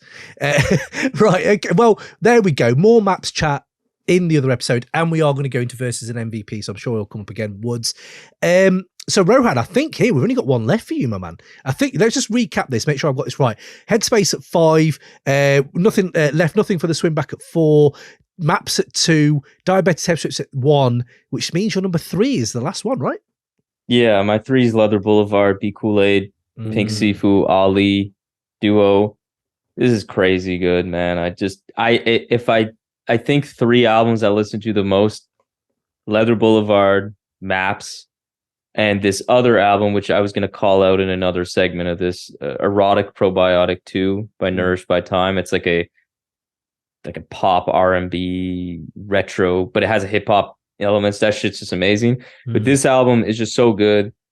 It had such a huge impact on me. I interviewed Sifu on it, so I got to talk to him about it, which was like just like such an honor, because he's such a legend, and this album was his like opus. But it's not just him, because I think this is another example with like Diabetic Test Strips, just collaboration done exquisitely. And I just love this album. It's definitely the type that's good for a certain setting with a certain person that you might like.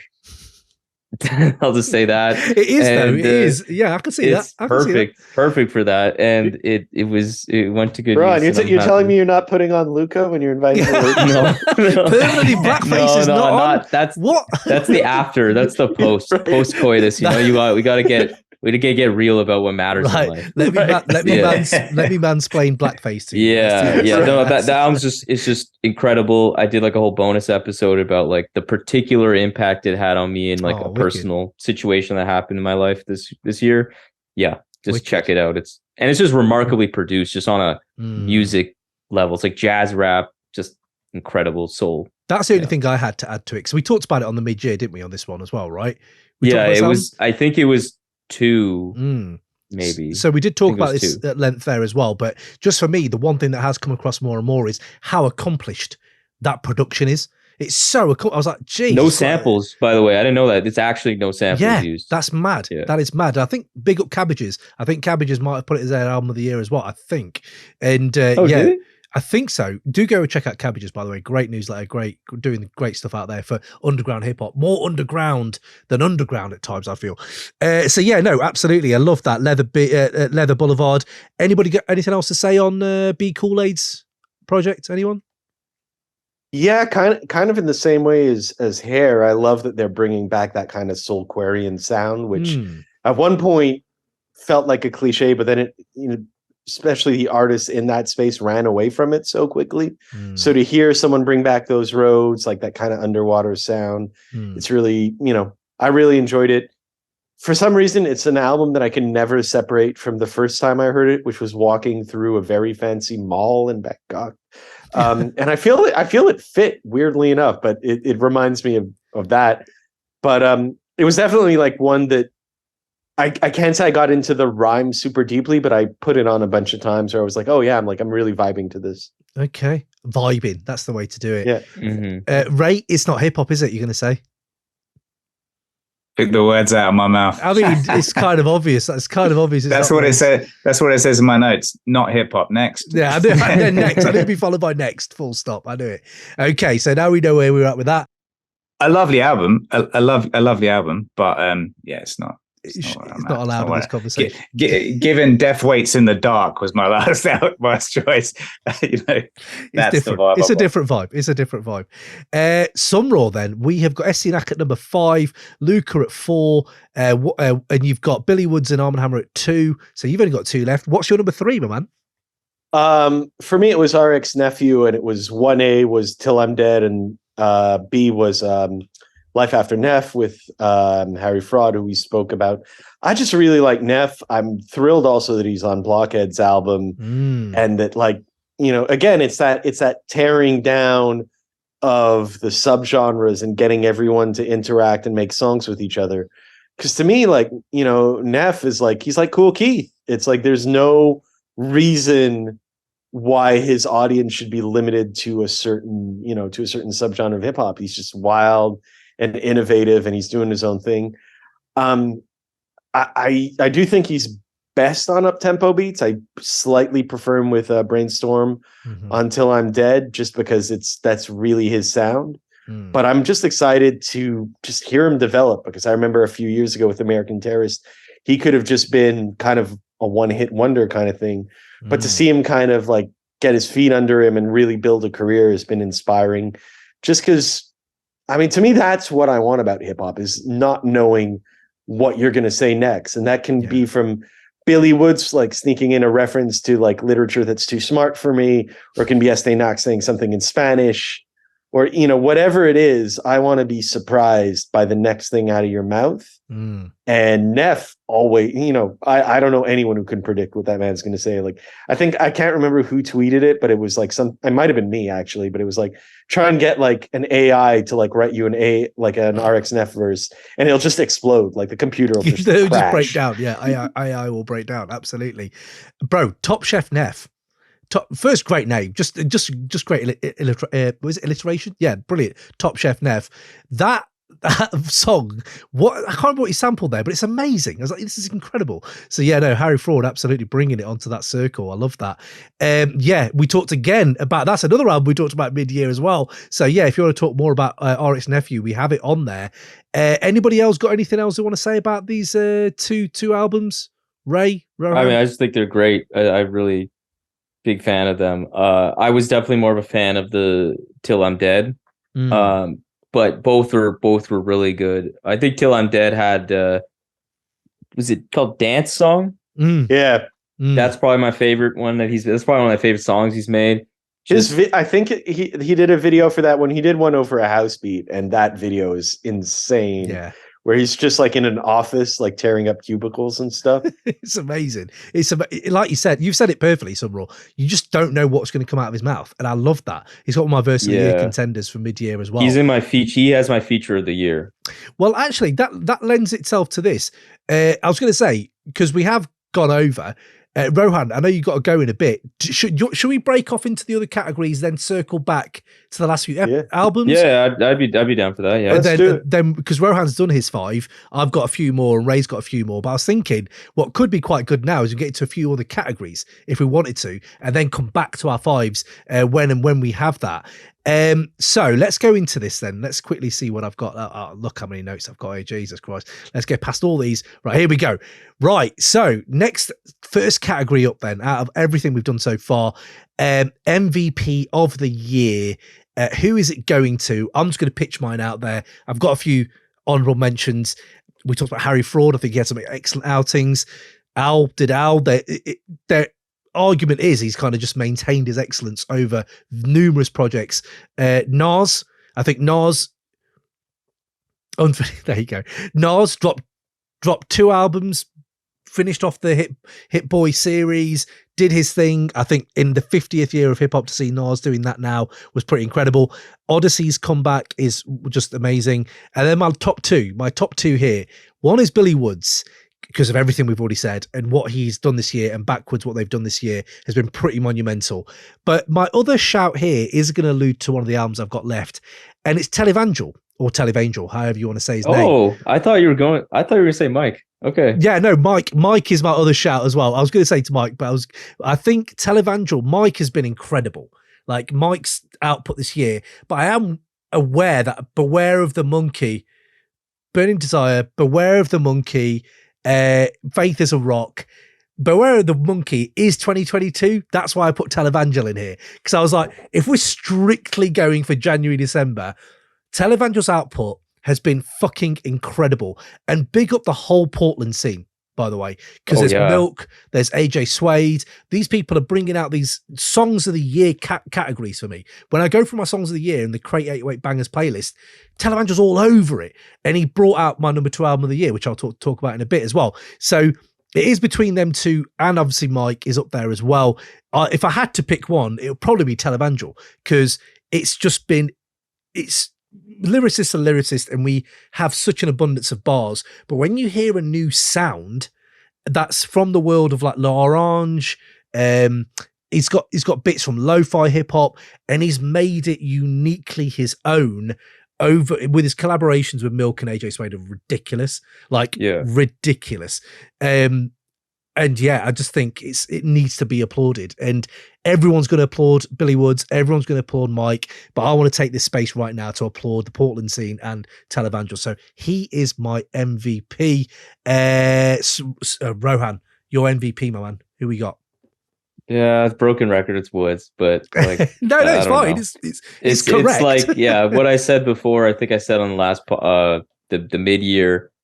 But he has even more great features since we last spoke. He dropped a whole ass other album with Arm & Hammer.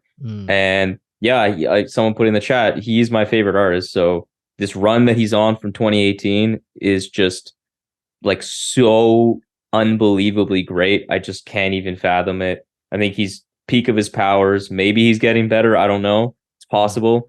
But yeah, just based on my taste, he just killed it. Maps and Arm & Hammer. I think if Arm & Hammer didn't drop this year, then I would maybe consider other amazing artists this year that also were more prolific, but he was really prolific, and he had a lot of features. One that didn't make it as my feature of the year, but was up there, was his verse on the No Name album, which Sunra, I know you don't like, but I like that song though. Yeah, him and Silk Money, his verse is like, he's just really, I think it's really nice. I think as an MVP choice for me too, is just that like, it's also me acknowledging that I feel like everybody's acknowledging his greatness now. I think like it's gone beyond this scene. The mainstream guys, all the publications are on him 24/7. It seems like he's getting rave reviews from someone, but also like No Name getting him on a record is not a small thing at all. Like No Name is quite a mainstream-ish artist. And Billy Woods getting not only a feature, but getting, I think, the Billy Woods feature treatment, which is a side note, something I've noticed with almost all of his features these days, that there's always a beat switch. I love Aesop Rock. Yeah, he gets like the beat tone changed differently. Yeah, no one wants to rap on the same beat as him. No, they're always like, change the beat, please. Woods is here. Absolutely. Yeah, it doesn't count. It's like they won't compare me if I switch it up. Do you know what? Woods gets an entire like orchestra, like a chorus for his part on the No Name track, and it's like brings you to tears. You're like, what is this guy saying, man? This is You're so right. You're so right, Rohan. And that you're also right about who is the super group of the female singer-songwriters now. There's a super group out there. There's 3 of them. And I'm pretty sure Boy Genius? Boy Genius, that's it. So Boy Genius out there doing an interview. I'm pretty sure it was Boy Genius, just dropping Billy Wood's yeah. Phoebe Bridgers said that. Cillian Murphy too. Cillian Murphy playing him on BBC. So you have these moments, Six Music, you have Cillian Murphy talking about him, Oppenheimer's year. Well, probably the actor who's going to get an Oscar. He's on radio saying how amazing Billy Woods is. You've also got Boy Genius just quoting his lines, just saying so you're right. This is a year. I actually think it's after Haram, it's become a snowball. I think Maps was another, like, I think it was Haram and then it was Maps. Cause like, I've never seen people like get that hype about a particular artist and this to this stature in this scene, at least, of course. Yeah, absolutely. So Woods definitely up there as always. I know we are a bit of a broken record on that, but there you go. SonRaw. I mentioned JPEG Mafia earlier, and the only other name I had was Woods, and we've kind of spoken about it, so I'm not gonna extend that. But yeah, it's just it's just this thing where it's like he killed every verse, and I want to take a minute to shout out a Lucid, who's a fucking brilliant rapper, and it's this weird thing where it's like, how good do you have to be the one guy that people name in that group? Because the other guy in that group is fucking insane. It's that Andre. It's not, I'm a huge Tribe fan, but it's not like a Fife Tip thing. It's really more of an Andre, Big Boy thing, or a Ray and Ghost, where it's like they're both really good, but like at some point Andre or Ghost or Woods just go fucking Super Saiyan, and it's just like, well, okay, well, it's not even that I want to put the other guy down. It's just this guy's just gone insane. Yeah. And this was one of those years where it's like every time he would have a verse, like even on the Aesop album or on Blockhead's album, where it's like he wouldn't take it for granted. And I feel other people in his position at that age with a kid or two, I don't know exactly his personal life, like this would be the point where you'd slow down. But he really didn't do that this year. So big ups him. Yeah. We've all said it. It's, there's nothing else to say. Yeah, no, absolutely. Raymond, MVP of the year, my man. What you got? So I reckon it's worth giving another shout to potentially Nas, especially on the back of Andre 3000 bringing out a flute album, saying like, I don't know what to rap about. I'm 48, and since Nas was 48, he's put out 5 albums. So what are we talking about? Go ahead. Yeah, go ahead. I saw Nas with Wu-Tang in October. They came through my town. Nice. And whoever hates on Nas right now, I just want you to know he's living his best life. He was smiling. He was happy. Wow. He went through Illmatic, but he was showing off all of his other hits that he'd had through the years. He was celebrating. He brought out Talib Kweli for his birthday for no particular reason that he came up to Canada. It was just like seeing him kind of living life and being happy was probably the most inspiring thing of that night. Like I went for Wu. I didn't go for Nas necessarily, but just, it's one of those things people talk about energy. He had really positive energy at that point, and he just seemed really happy to be on stage and performing with his friends and with his heroes and all that. And yeah, it's like, I'm not going to say that I'm, the world's biggest Nas and Hit Boy fan, but that night kind of changed my perspective a little bit because he just was so on it. It is a thing that harkens back to our 90s thing, though. I cannot believe the guy who blew my mind as a 13-year-old is just doing this music. I know it must be maybe for Rohan as a younger person. It's just mad. The stigma around old rappers was real. It was a real thing. So to live through that being smashed, I don't know. It feels like like just a celebratory lap. If you know what I mean? Do you know what I mean? At the same time, it's like I wouldn't blame a 13-year-old to not get into these new Nas records. It's like, of course. I get that it's kind of like when my dad got excited about Bob Dylan records in 2000 because he picked up his guitar again.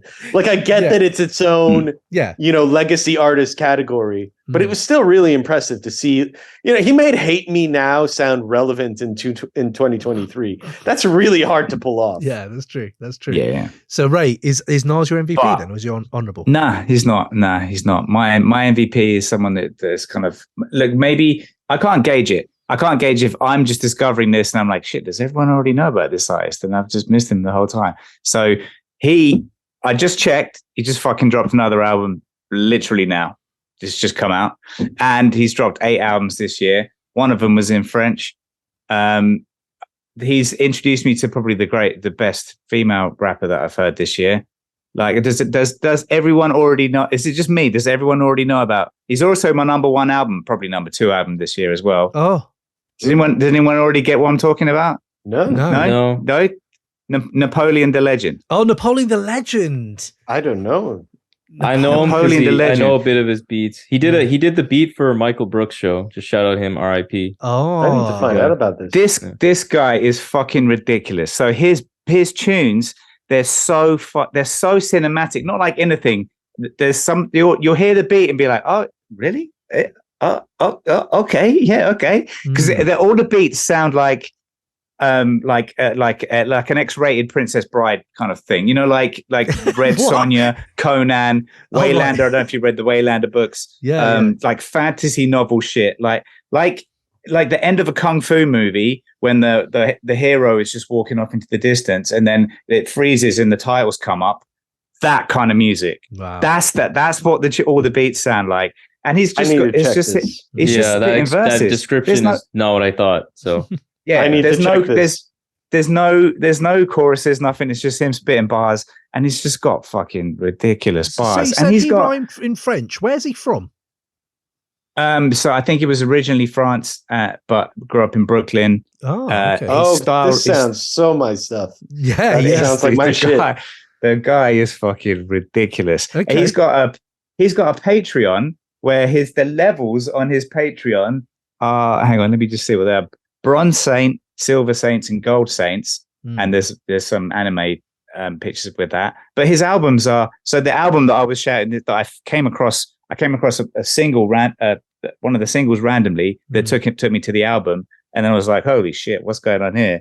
It's called Bronze Saints 2, and then there's another album called Gold Saints. And look, I don't know, there's too much to go into, but I don't know if that's put out relative to his Patreon support. I don't know if it is or if it's vice versa. Who knows? Interesting. But Jesus Christ, there's so many lines on his. So there's another rapper called and I don't know if you guys know this. So Nejma Nefertiti. Have you heard of her? I think so. Yeah. Nejma Nefertiti. Yeah, I do. Yeah. Not too well though.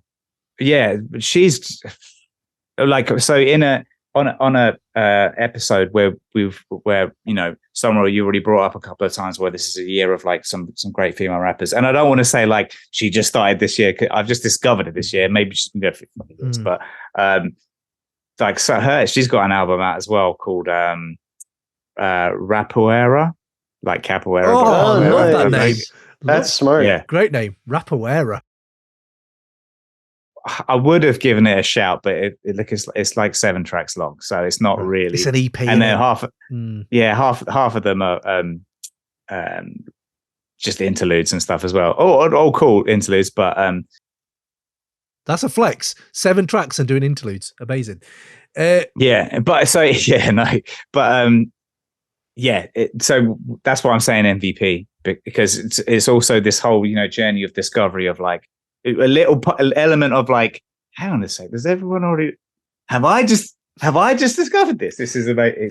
This is new to me, and I'm excited to check these out. Both of them. I love that. This is what this pod's here for, man. Uncovering this shit. Let's go into our live chat quickly then before we go into songs. Rohan, you were saying Gabe Nandes is a dope dude, super insightful. He was giving me a pep talk about my breakup before I interviewed him early this year. What? That's true. That's incredible. I do need to check that then. That's amazing. Ninja's Rose, number 4 album for him of the year. J Royale, Criminal Discourse. Bro, I've been actually talking about that album on the side. I like it. It's a bit samey though, but I like him. J Royale, good shout there, my man. Pangea and HT3 Deluxe combined are my number 4, says Jack P. Gabe Nandes is getting better and better each year with each release. Yes, absolutely. Do go check out Gabe Nandes. We talked about him in the mid-year as well. Oz says, Rohan, that's very sweet of him to talk to you. Definitely comes across as insightful and level-headed. Fair play. Ninja's Rose says, yes, Ray. I'm not sure what that's about, but it's something we've already talked about. Yeah, already. Oz, well, SonRaw's not on the call at the moment, so I'll circle back to that. Mr. P says, what did I miss Ray hyping on? You've talked to him there about that. Jack P, my number 3 is Quaranta. How do you even say this name? I think it's Quaranta. Quaranta. So Quaranta is his number 3. Isn't it like 40 in Portuguese, no? Or something? In Italian, I yeah. think. Okay, Italian, okay. So Ninja's Rose is going in here. My honorable mentions are 6 Nas, Magic 3, Gemini, the Gifted One, Born Again. Ninja's Rose is absolutely good. I cannot read all these, otherwise I was going to do this thing about him. But we'll go into them later. So songs of the year. We've done our MVPs. Let's do our songs of the year. Hang on a sec. What? There's other people giving shouts for Napoleon the Legend. So okay, go. What are they saying? Just to the bottom. No. So he's from Koromos, which is a tiny island off East Africa. There you go. Knowledge from Oz. There we go. There we go. Okay, he tweets pictures of himself of shows he does in France, and they look rammed. Wow. Okay, he's doing his thing. Fair play. Fair play. Songs of the year, then. Songs of the year.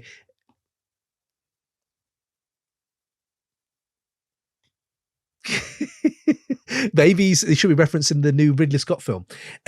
So songs of the year. Before we dive into people's songs, I just want to give a big up to Sankofa, because in a weird way, we got a feature.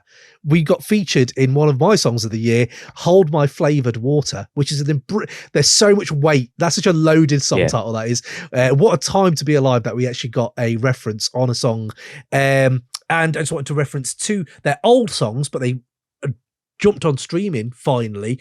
Matt Comey and Fahim's No Golden Calf, unfucking real song that is, as anyone who's into Mac will know, but that's now on streaming. And I don't know if anyone likes Cass Is Dead, but Cass Is Dead dropped an album this year. And bro, Cass Is Dead, great. Check out on Trench Mag. I can't remember exactly the URL, but if you Google it, Trench, I have a whole breakdown of Cass Is Dead's career from his grime days all the way up to today.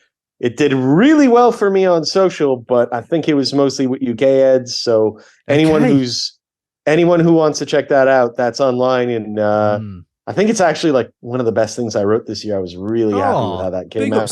Big up SonRaw. I love that. Yeah, absolutely. But yeah, he dropped Pat Earrings, which is a reference to EastEnders, which is incredible. And I talked about his song a while back, but now it's finally on his album. Rohan, songs of the year, my man. What have you got? That's a great category, because I realized I didn't prepare for it. I guess. Yeah, me neither. I don't think you wrote that one. I thought of my answer already as we were talking, so it's all good. Mine would be it will be Arm & Hammer off the new album. It is I'm forgetting the name. It's the third last track. It is off Diabetic. Not right after Supermoon. Switchboard. There we go. Switchboard, produced by Seb Bash. This is like, I think, encapsulates my thoughts on the album, because the beat is unbelievable. It like is constantly changing. It has that weird like phone sound. Elucid's got like this super like earworm chorus. His verse is insane. It's like very like touches on like, it's almost like sexual, but also it's not. Very spiritual, very not dystopian, existential. And then Woods' verse is like, gives me the chills every single time. Both of the whole album does, because like he has that particular line where he's like, rake leaves in the evening, something I swear there used to be different seasons. Like he's kind of just remarking on like how everything's kind of blending. He sounds so scared. Or maybe he doesn't sound scared, but it sounds scary. Like it sounds like you're watching like a film where someone's about to get shanked. And it's just so spooky how like there's like these like strings in the background of the beat that are getting louder and louder as his verse goes. Oh my God, it's just like unbelievable song. It's just like everything perfect. I can't, like, I heard it maybe my 5th or 6th listen with a friend, and he was just over and we listened to it on my speakers, and we kind of just stopped talking and we just like listened to it in full, and we're just like, yo, that's like an incredible song, isn't that? Like, I love their moments. You know, those moments where he's like, that's my favorite song, I'd say, where everyone just gets quiet and just goes, fuck, that's amazing. Yeah, I love those moments. Let me jump into a few of mine then. This is going to veer into my albums of the year, but I'm not going to tell you which order. We have Please Don't Cut My Wings with Mike and Earl Sweatshirt. That is just sheer beauty. 16s as well by Mike. Mac Juice by The Alchemist and Earl. I know we talked about that link up earlier, but the keys on that and the way the sample is just cut up is chef's kiss. Young Morpheus and Real Bad Man drop Triple Back Tuck. Now that song, right, it's a hollow echo of a beat that actually it reminds me a lot of KMD's What an End No. And that song we talked about before in our other episode, Ray, that rhyming as well on that is so dope. And then Milk and Televangel, Snow Globe, one of my favorite beats of the year. And I've got people who aren't into underground hip hop because of Snow Globe. So that's a gateway hip hop little track as well. MSG, Milk and Televangel as well. YBP, Danny Brown and Bruiser Wolf. How good is it to hear Danny Brown over that swampy fucking funk? And that is the collab I need in 2024. Danny Brown, Bruiser Wolf, whole record. Let's go. Honestly, that would be amazing. And then Living Curfew, Aesop, Billy Woods. Again, the collab I need in 2024. 2 of the underground greats just spitting fucking hot lava, and that beat is insane. Any from you, SonRaw? What have you got, my man? I just wrote down a bunch off the top of my head, so if I forget someone, don't hold it against me. Aesop Rock, Mindful Solutionisms. We talked about it earlier. It just kind of reminds me, I'm a really heavily invested in the current X-Men line of comics that's going to end early next year, and it's all about AI and like robots from the future, and it just kind of puts me in that headspace. Wiki and Mike, Mayor's a Cop. We talked about it. Danny Brown and JPEG Mafia and Red Veil, Kingdom Hearts, which goes into one of my favorite albums of the year. But the fact that they sampled like some weird anime video game stuff just warms my heart, that you got like just weird stuff. Larry June and Alchemist, 60 Days. Oh, what a record. Kind of like great vacation music, great sunny weather music. And that's how I experienced it. Arm & Hammer Block Calls, we talked about it. Billy Woods, Year Zero, which goes into my guest verse of the year by Danny Brown, an absolutely unhinged performance. And I'm trying to remember if it was on your podcast, Rohan, where he told the story of how he got Danny after the show to come by the studio. I think it was yours, right? I'm actually blank because I know the story. I don't know if this was my show. It might have been. But I'm blending my own memory with my memory of what happened on the show. I just always view you as a crazy story. Yeah, as the backwoods post game guy. I just like it automatically defaults to you, so I'm going to assume it's you. But that was great. Also, Danny Brown, Ain't My Concern, which is really how I'm trying to live my life right now. If it's not my concern, it's not my concern. So there's that. An artist that we're probably not going to talk otherwise, so this is my opportunity to big her up. I am a Sexy Red stan. I think she is everything that we are missing. Ski Yee is probably the biggest song of the year. That's what when I sent in my end of the year ballots to Jeff Weiss, I said, Ski Yee is the biggest song of the year. It's not my number one because I'm a big nerd, which was the only reason I didn't have it.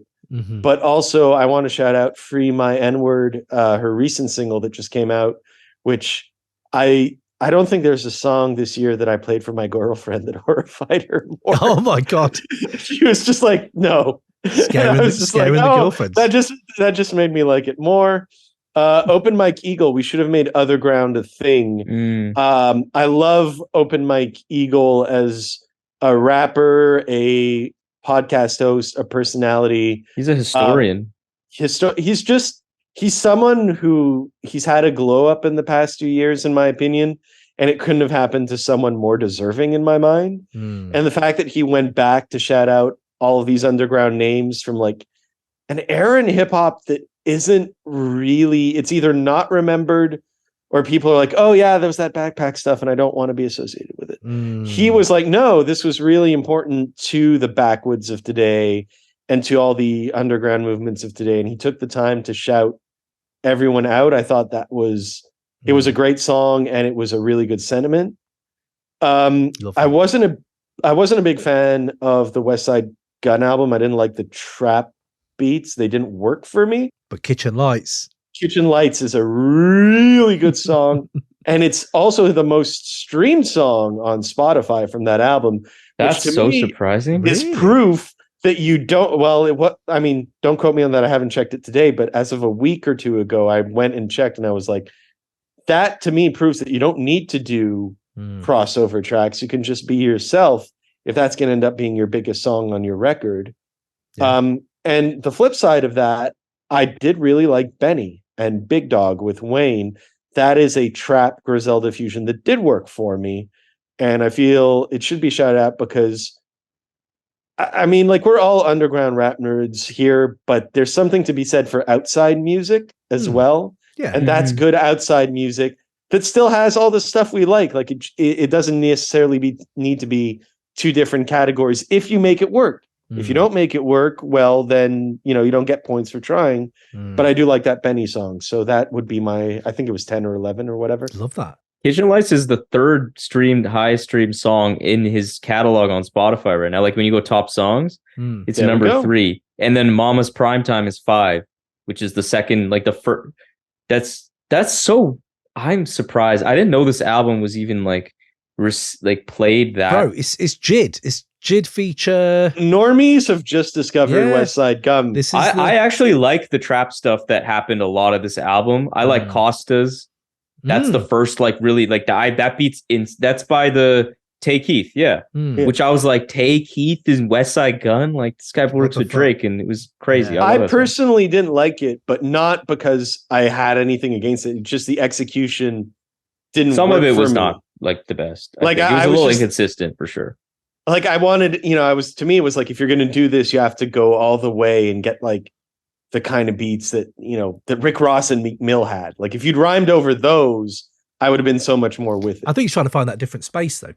Yeah, because he did like 1999 or 1989 is like a weird stripped down. Like, I've not heard something like that. It's like chopped and screwed vibe, but it's not. I feel he's trying to do like the same thing he did for RZA beats. I feel he's trying to do for like 0809 Gucci Mane beats, and it didn't work for me. But like, I respect. I respect it. Give him another try, maybe. Yeah, exactly. I want him to do another try. Yeah, because I agree. That's exactly what he did. He's trying to find a creative take on something that's been done a million times. And he's done a million like underground boom bap beats. So it's like, I wasn't one of those people that was like fucking betrayed or anything. I was like, it's cool. I can listen to the tracks. Like, there's 38 minutes of music on that album that I like, which is longer than some albums I have like in my top 5. Yeah, fair. That's fair. Ray, favorite songs? What you got? Songs, got quite a few worth a shout out. So, did you see the Special Machinery? Yeah, 38 Special. Conway, and just, I don't know. I like just the whole package. I know it was just a throwaway tune, but Special Machinery and Conway the Machine and 38 Special, and then it's quite a West Coast beat, and then it's got the Chronic reference for the album cover. Like the remix one, right? Because he put out 2 versions of the album, but the Big Ghost Chronic one was so much better. That's the one. Yeah, so that's sick. And just, I don't know, I wanted to bring, because 38 Special brought an album. He got an album out this year, didn't he? And Gunsmoke. It didn't quite make it in my 5, but his rhyming style is so gangster, but it rhymes so reliably, and I can't. I was going to use the word lazily. It's kind of a lazy, but it's not lazy because he's fucking working. The right, they're all.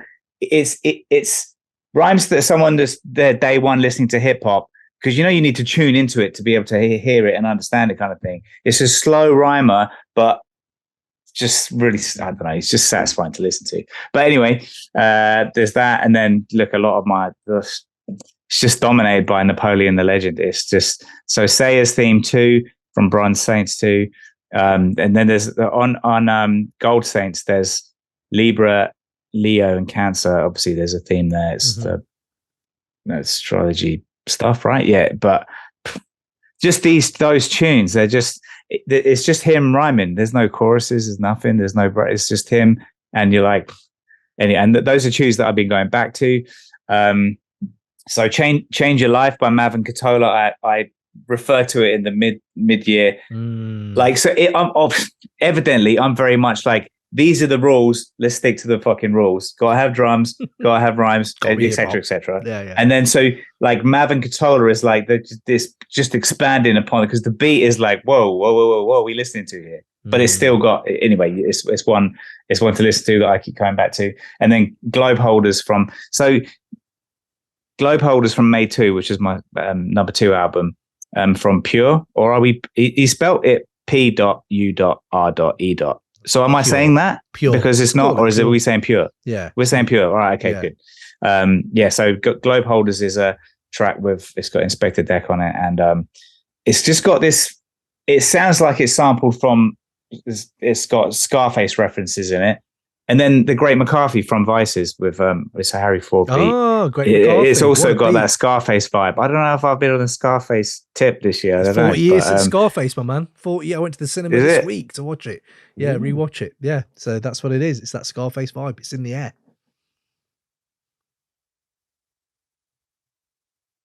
Yeah, it's just that's it. That's it with that's my selection for now. Look, I've got a long list, so I'm not gonna. I have a long list as well, but we are going to be pushing for time.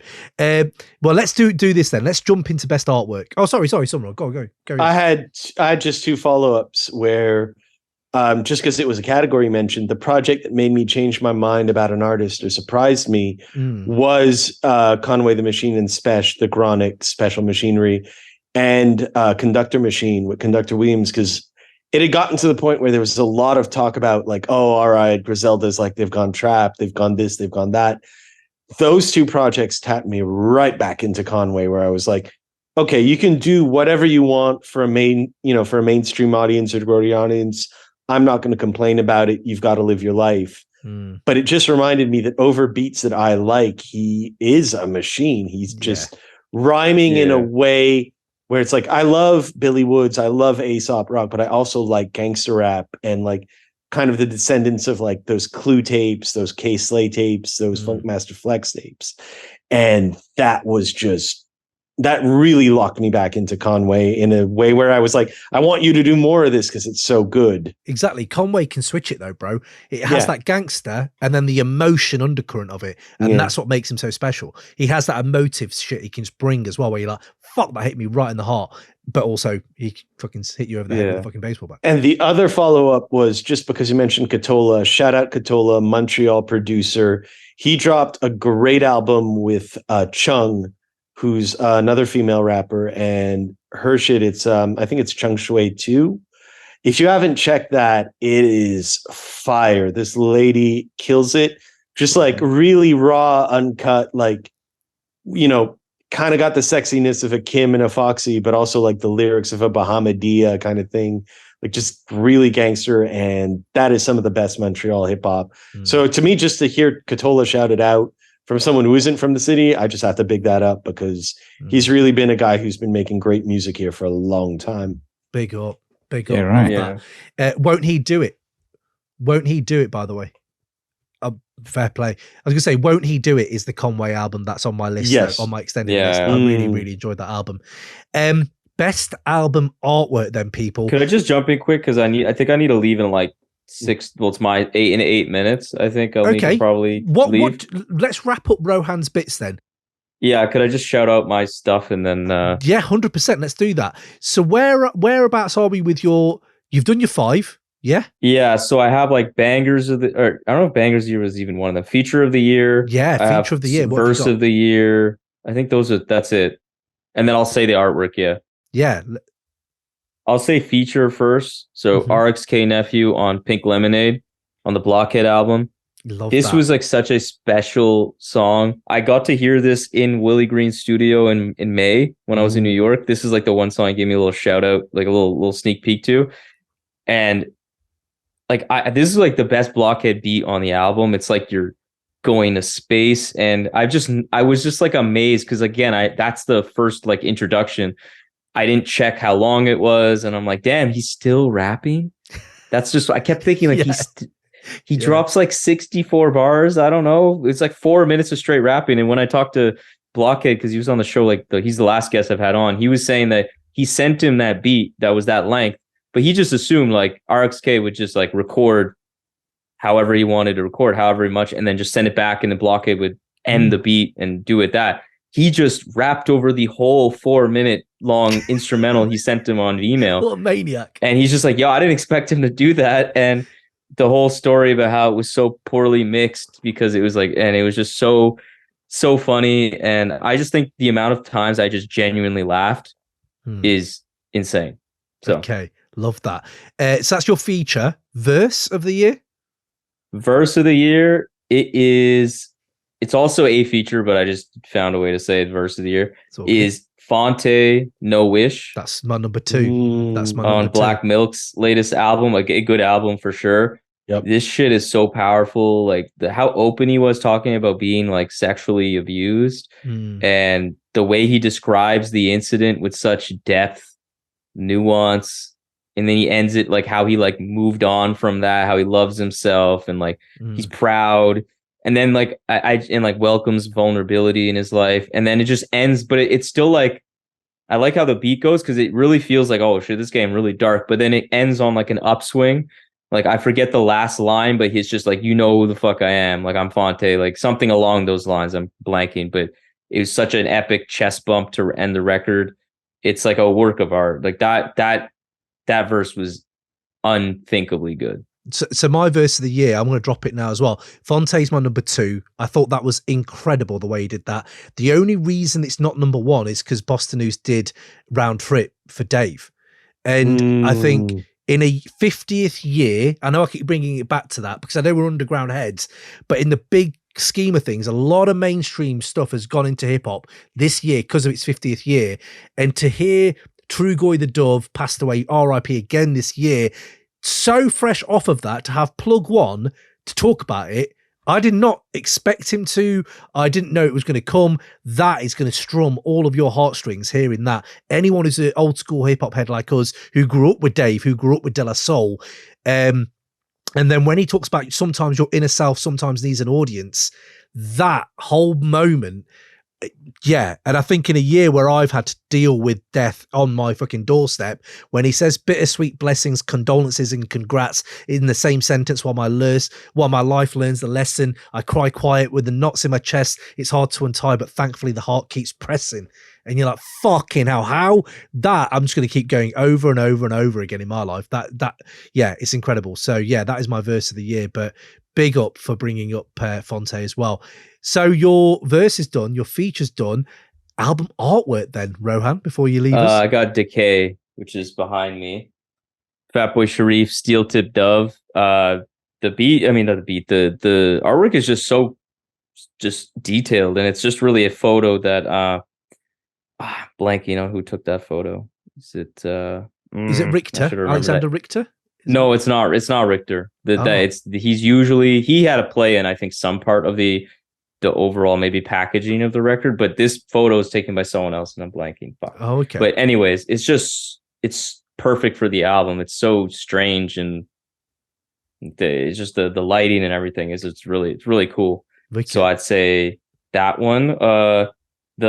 Is Bangers of the Year not a thing? Did I make that up? It was Songs of the Year, Bangers of the Year. It became Songs because I thought Bangers was so, it has to be emphatic, but in a year of such emotional music, I was like, is that really a banger? Okay, that's right, because I had a banger of the year. I'll just say it was Fried Ice Cream, Wiki and Tony Seltzer. They flipped the Candy Shop, same sample that Candy Shop used, and it was just audacious. Yes. So good. And Wiki again, man. And Zealopers did like a really did their thing. So I'd say that one, and the project that made me change my mind or surprised me is RXNephew on Till I'm Dead.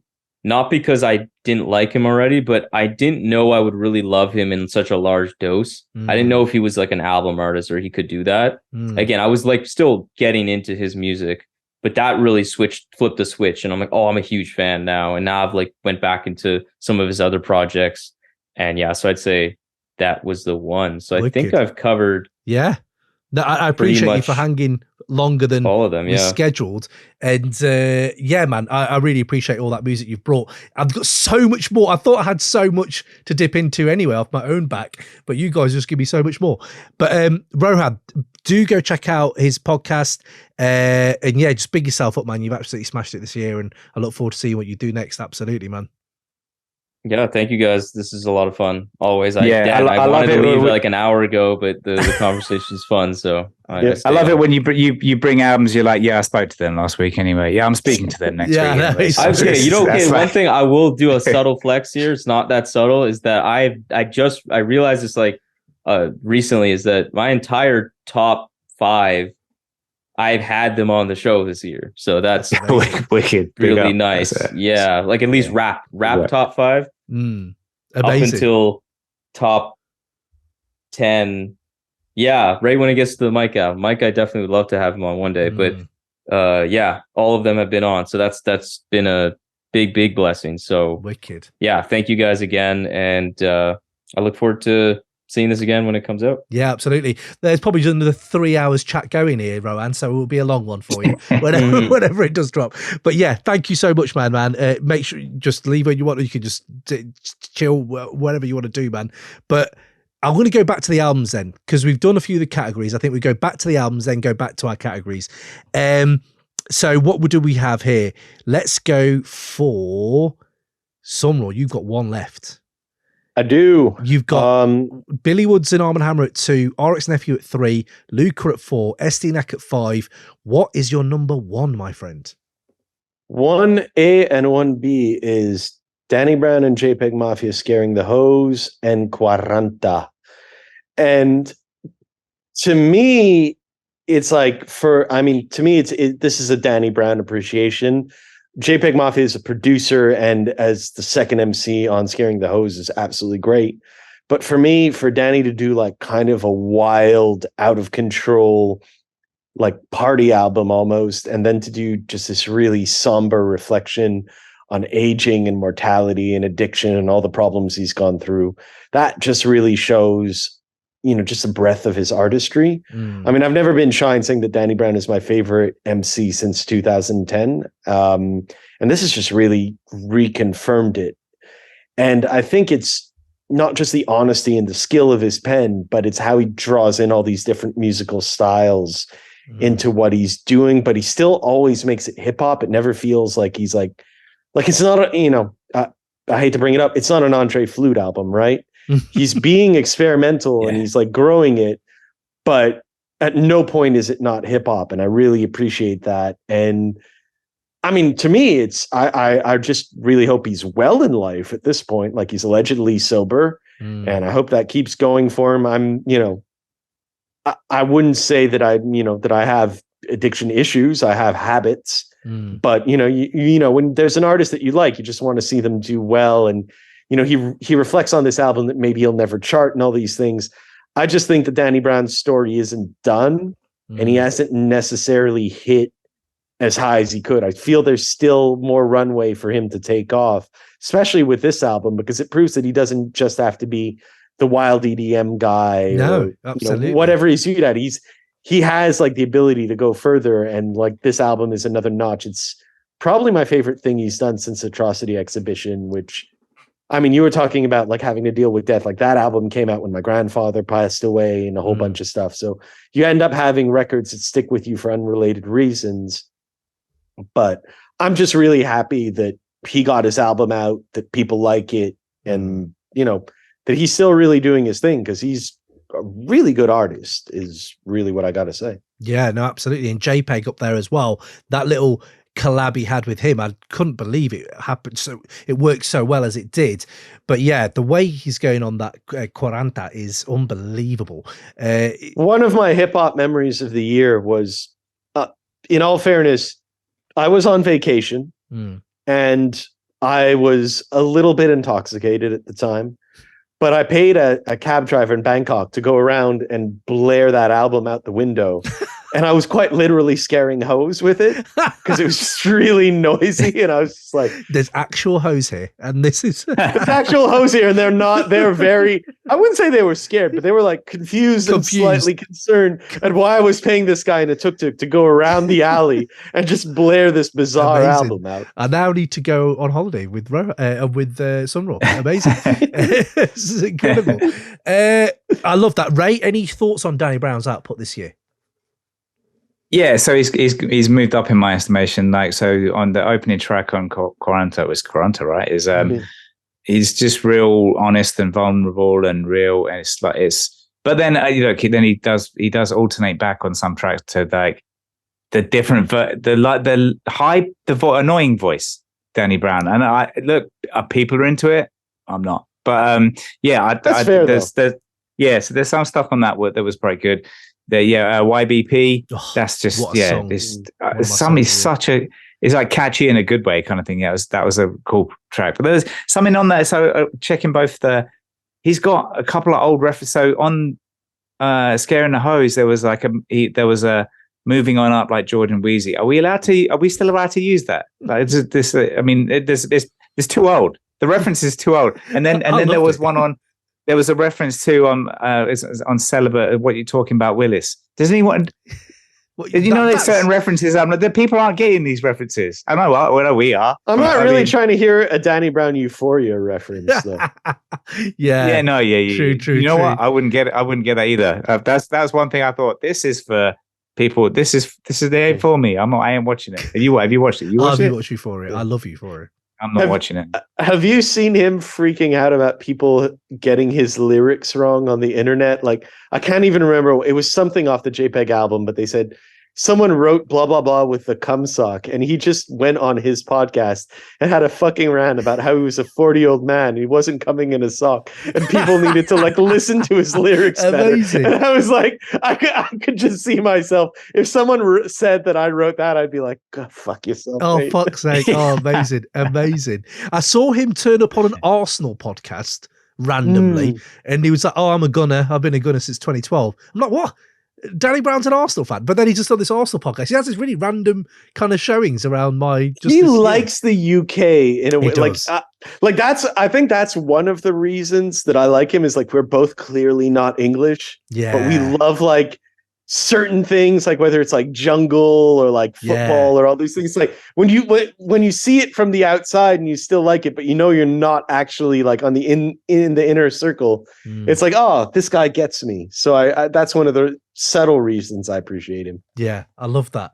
Well, yeah, Danny Brown has had a year. So glad to have him back. I am going to go into a few bits when I go into my little solo bits later. Ray. That I just got while we're on it. That God Loves You, that tune. Did you already talk about it? Fuck. Yeah, with the gospel. The one. Yeah. But the drop and the beat and that's just that. There's that combo. Fuck me. Yeah. That was amazing. Ray. What were you saying? So you're 5. We've got Aesop Rock at 5. We've got Death Waits in the Dark at 4. You've talked about Napoleon the Legend. Have you talked about? Yeah. He's 1, 2, and 3. He's 1, 2, and 3. Oh, I thought you. No, I mean, look, he could be. He could be. He's not. So Pure. Yeah. So Pure is in there. Do you want to do you 2 as well at the same time? Pure is like right out my street. The beats are exactly what they're just boom bap hip hop beats. Is it boom bap? And right. So the thing with Pure, I don't know how familiar you are. What's the album name and who's the title? Made 2. Aha, Made 2. Right, okay. Made 2 is the album name and Pure is the artist. Mm-hmm. And he sounds like a cross between Nas and Black Thought. What? To the extent that, yeah. And maybe not as I mean, in terms of how his voice sounds and his style of rapping. So I had it on the background, wasn't really paying attention. And then there was one track where I was like, oh shit, Nas and Blackthorn are on a track together. And then it was like, oh no, this is something else. But so yeah, that's why it's worth. Yeah, it's definitely worth a listen. I'm going to check that out just on that basis Hey, alone. check that out too. Okay. Yeah, there's one. There's Globe Holders. It's got Inspector Deck feature. It's Boom. So he's got some. Pain of a Poet is it's changed the way you walk kind of beat. It's look, it's not overly deep in terms of the subject matter but it's boom bap hip hop beats. What more do you need? And then a cross between. Look, what I'm hoping is that this isn't actually, because I just said sounds like a cross between Nas and Blackthorn, and that we later have a reveal that this was an AI album. Oh no, let's hope not. No. I'm sure he's a real person. Look, I haven't done the the research on the background as much as I did on Napoleon the Legend. So look, just while we're on it, my number 2 is Static Selector. So that's really what we covered we did Round Trip half year. Yeah, so round trip and To See a Sunset from Coat of the Fiend. Yes, Coat of the Friend. I know his friend fiend. Anyway. So, but he's a fiend on the fucking track on that album. But good. There we go. So just Static Selector, just bring the bit, and that his whole album, Round Trip. It's the beautiful combination of it all. I won't go into it for too long, but it's all boom bap hip hop beats.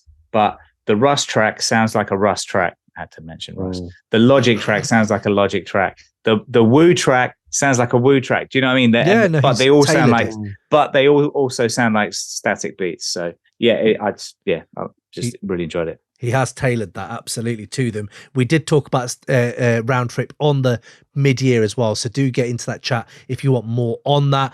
That's Ray's 5. SonRaw's done his, Rohan's done his. It's mine left. I've got 2 albums left. And again, I'll do these solo reviews after the pod and we've done all the categories. But number 2 for me, and it is my slow burn of the year, an album that you kind of listen to a few times and think, yeah, it's good. Diabetic Test Strip being another one as well. And I've got Party and Shots by AJ Suede and Televangel as my number 2. This, again, I talked about the Portland scene earlier. The talent coming out of there, just having something new to check is a really nice feeling as a hip-hop head. But a 1-2 punch album series like this, Metatron's Cube was in my 5 last year.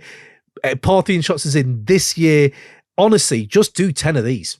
Just do 10 of these, please, guys, because this is exactly what I'm about. They've got underground heads like legends all over this. We've got Old Grape God, Rich Jones, Bruiser Wolf, Mr. Motherfucking Esquire. You've also got Milk on here. You've got Nacho Picasso. You've got all these different features on here, but they feel so... Televangel, I don't know how he's doing this, but taking the baton of a abstract like indie rap and just running away with it and doing your own thing. And the more and more you pay attention to their albums, the more incredible they become, I find.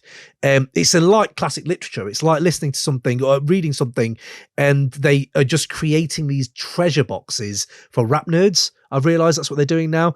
And it's made me think, I implore all the audience and everyone to kind of just revisit recent inverted commas classics, albums that you love.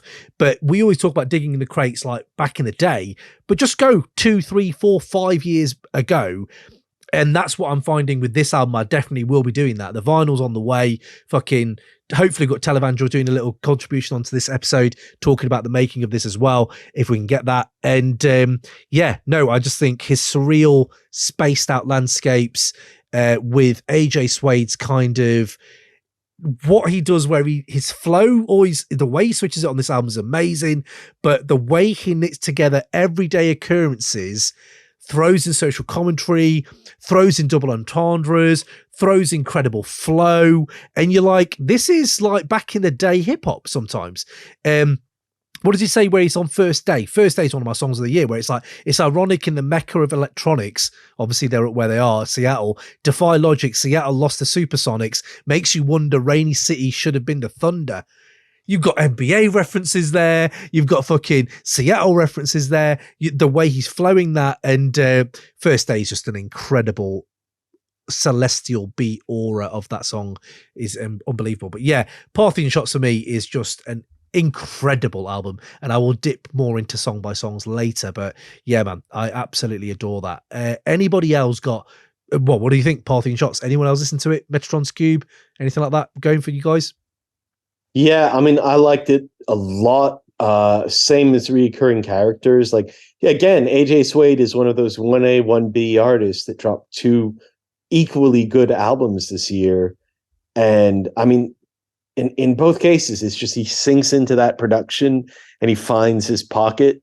I mean, there's a lot of MCs we named this year that I would love to work with as a producer, but like AJ Suede is one of those guys where I'm like, I didn't send out the beat pack and I'm like, oh, he's probably too big now. But he's just so sick. He just has, it goes back to what Guru said, where it's like mostly the voice. He just has this perfect voice for the production he chooses. And he's been honing his pen and honing his cadence for the past few years.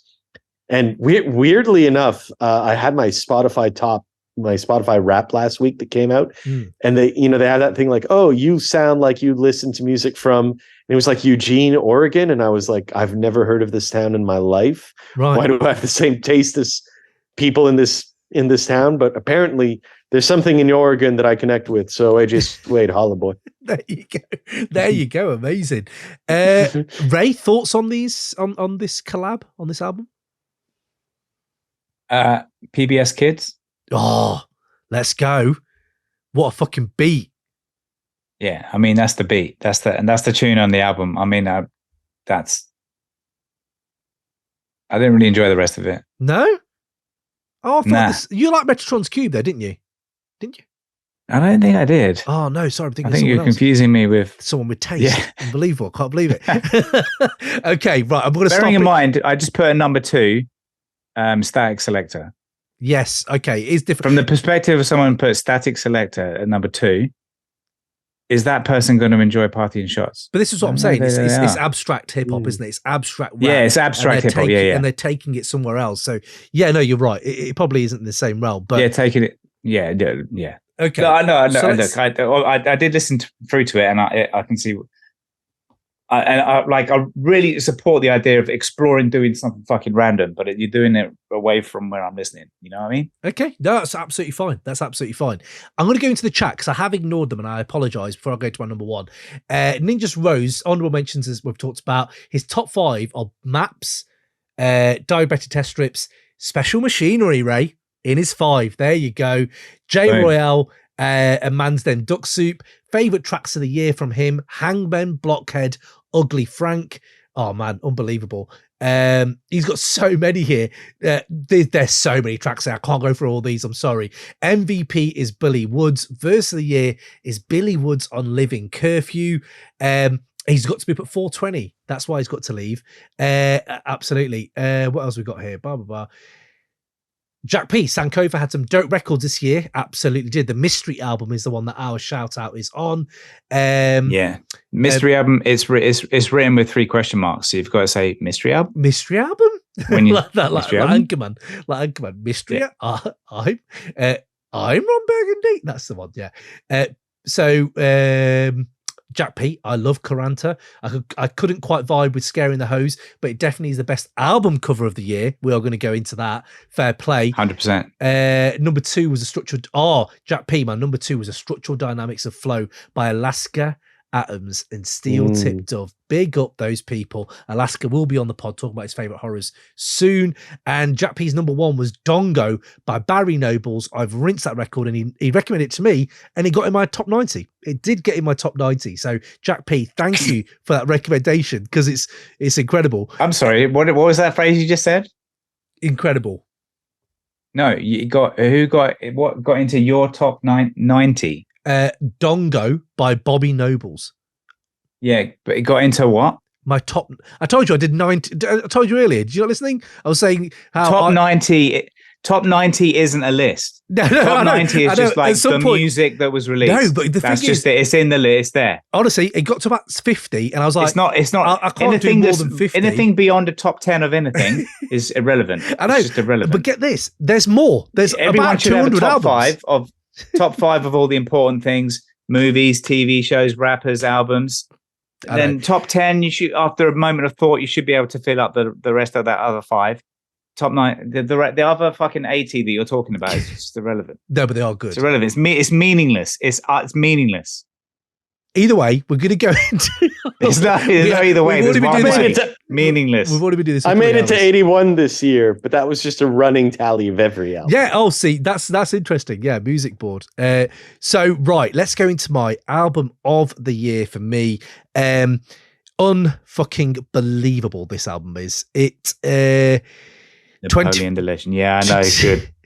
24 tracks, 50 minutes long. But each song is about fucking 2 minutes. It's so dense, but you just keep spinning it because there's so much juice in it. It's almost like a playlist. It better not be Drake. No, it's not Drake. It's nowhere near Drake. It is almost like a playlist feel to it because they're so short songs, but they make up this one actually very cohesive idea, and it is Burning Desire by Mike. Burning Desire by Mike. Mike is DJ Black Power. What a fucking double threat he is. We talked about this before. He's leaning on samples, but he's doing it perfectly. He's doing it on such a varied level. It's a smorgasbord of fucking delight. There's just so many delight. You've got funk, you've got electropop, you've got fucking vaporwave, you've got house, you've got fucking lo-fi hip hop, you've got these bizarre loops, you've even got a bit of trap in there, and the whole thing is a joyous ride to me. I can play it all. Reminds me of when I talked about Cities of Eve on this podcast a few years ago, and it's like listening to something old, but you know it's been made in the future. It's got this weird, incredibly potent, artistic chaos almost.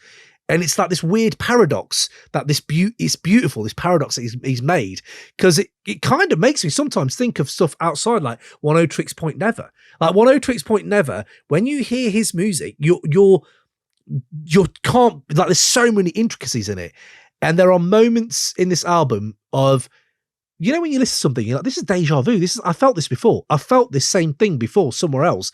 And Mike's music is so emotional. And I'm not sure why I connect with it on that level. This year has been emotional for me, so I see that. But generally, that nostalgia of tapping into my hip hop journey from back in the day, it just reminds me of these moments when I was a kid. And it's so nostalgic in it as well. But it's not the prevailing like driving force of it. It's not supposed to be nostalgic. The album artwork is my album artwork of the year as well. It's apparently linked to and I looked it up as well. It is linked to fucking Ghanaian movie posters. So wherever he's got this idea, and you look online, if you Google that, you'll see they do like Terminator or Rocky or fucking Predator, but in their own warped art. So like, it's mad. And that's what the artwork is alluding to, and it kind of ties in to this idea of there's a real idea of blackness in this whole music and soul and his life kind of journey, if you know what I mean. It's not a concept in a way, but it all ties in, and his flow is incredible. And again, I'm going to do a little solo review in a minute about this later as well, so we will get into that. But he is an effortless artist that I can just dig into over and over again. Beware of the Monkey was my album of the year, mid-year. I would still put it as 1B to this. I'm not sure which one I think is better, but this has got out about 4 or 5 songs of my songs of the year are all on this album, and they change all the time. Dambe, fucking 16s, just so many fucking songs that I will go into later. But Snake Charm, Jesus Christ, there's so many bars on here. But yeah, so Burning Desire by Mike is my album of the year. People, what are we saying to this? Have we heard it? What do we think? Ray, Mike? Yeah, look, it's a fucking beautiful album. There's something about there's some of these tracks. So I feel the tracks, they feel like the way they've been recorded and mastered, because they're quite high trebles, right? It's quite it's big, it's airy. It's kind of how I've written it. It's like a well lit room with comfy brown leather seats with leafy green plants. right? That's how I'm seeing it. But like, there's like a fresh breeze. There's like a ceiling fan kind of thing. You're like, okay, that's how it feels to listen to. Yeah. And it's a mood. Is that what have I just described my flat? No, I haven't. It's fine. It's not. There's no leafy green plants in it. There's no daylight that'll die. I really enjoy. So this is where I came up with the idea of, so Burning Desire. That's just fucking. I mean, the track Burning Desire. The title track, yeah. Yeah, the title track is, and that's why I was thinking, look, we should introduce title track, because it's a random one. It's not necessarily a metric by which anything should be measured by. But if your title track is sick, and then you're like, cool, that's what I'm naming the album after. That's what it seems like's happened here, because Burning Desire, the tune is, that's such a nice funky tune. Look, I really enjoyed this, and to be honest, but given your other choices, I was surprised too. Yeah, so. I'm surprised that you love it. Fair play. SonRaw. I mean, I love it. Beware of the Monkey was the one of his solos that stuck more with me, and the one with Wiki and Mike also was ahead of it. But it was just like, it's like I was saying, there's been so much music this year, and everyone had two. When you go into 3 albums in 1 year, then it becomes more of a question of like, can I even absorb it? But Mike's a special artist, and we were talking, I mean, I hate to bring it back, but we were talking about Earl earlier. It's like, I'd rather listen to Mike almost every time in that particular style of music. And the fact that he's also producing a lot of his own music gives a lot of weight to it as well. Beyond that, it's what you said. It's a really good album. Yeah. It's annoying that we've left it this late in the episode when it's 3 hours in. We should really kick off with our number ones and work our ways down, because I've got so much to talk about with it, because it's so dense. But no, we shall leave it there, and I will go into my solo later with it. We'll go into our other categories now then. Best album artwork, people. I'll chuck mine in there for mid-year, and I still think it's my number one, actually, next to Mike, is Heavy by Young Fathers. This fucking incredibly striking image. I realize we're doing a visual theme in a audio only kind of episode, so it might not work, but just Google these people. Burn Desire up there as well. I've got Blockhead's The Orcs, which I thought was incredible. Just multicolored orcs out there, backwards doing their thing as well. And you know what? Heavy from Young Fathers. That's not album. That's the album cover of the year. That album cover is mad.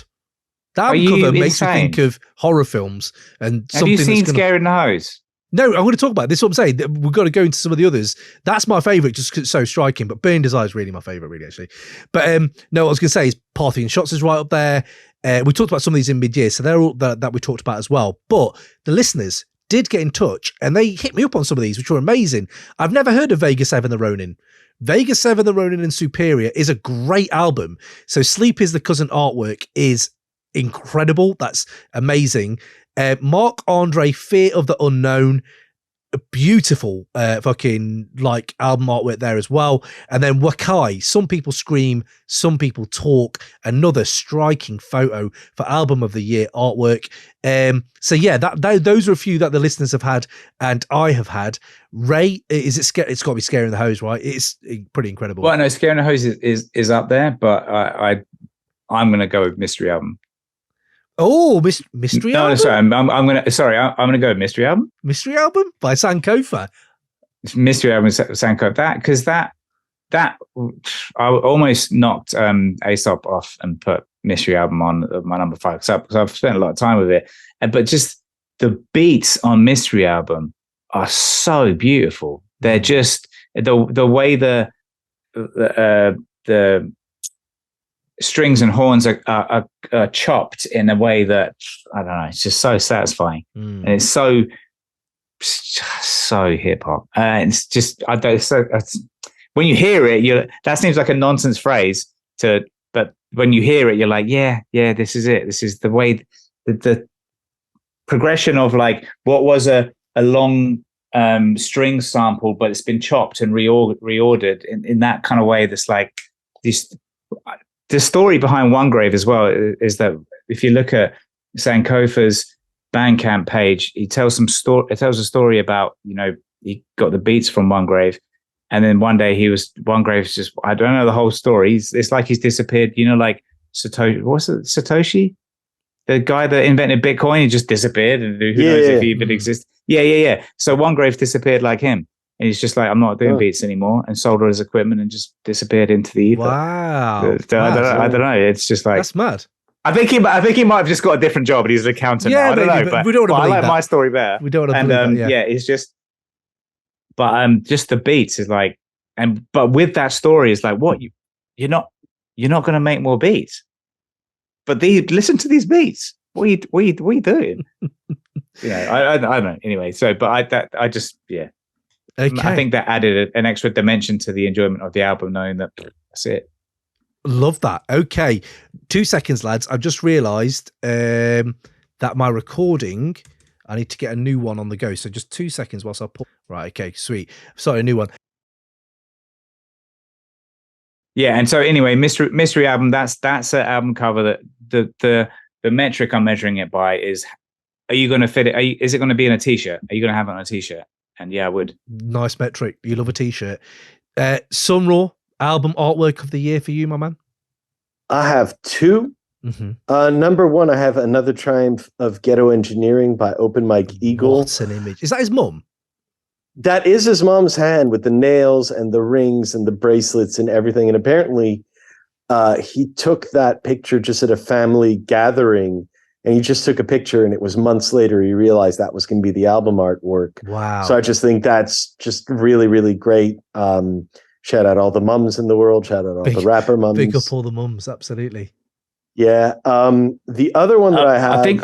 Sorry, just to while you're still on it, I think given that this is an audio only thing, should we give a bit more of a description? I'll go back to mine in a minute as well. It's just a very striking image of his mum's hand with rings and bracelets. Yeah, like big nails. Nails. Rings, but bracelets. Like ridiculous identity. It's like you almost know the person. To look at my hands, you would not know who I am. To see her hands, you can. It's almost like, yeah, of course that's Open Mike Eagle's mum, because Open Mike Eagle is who he is, and that is who I envision his mum to be like. It's amazing character with just like one thing. It's incredible art. Yeah. It's very artistic. What's your next one, SonRaw?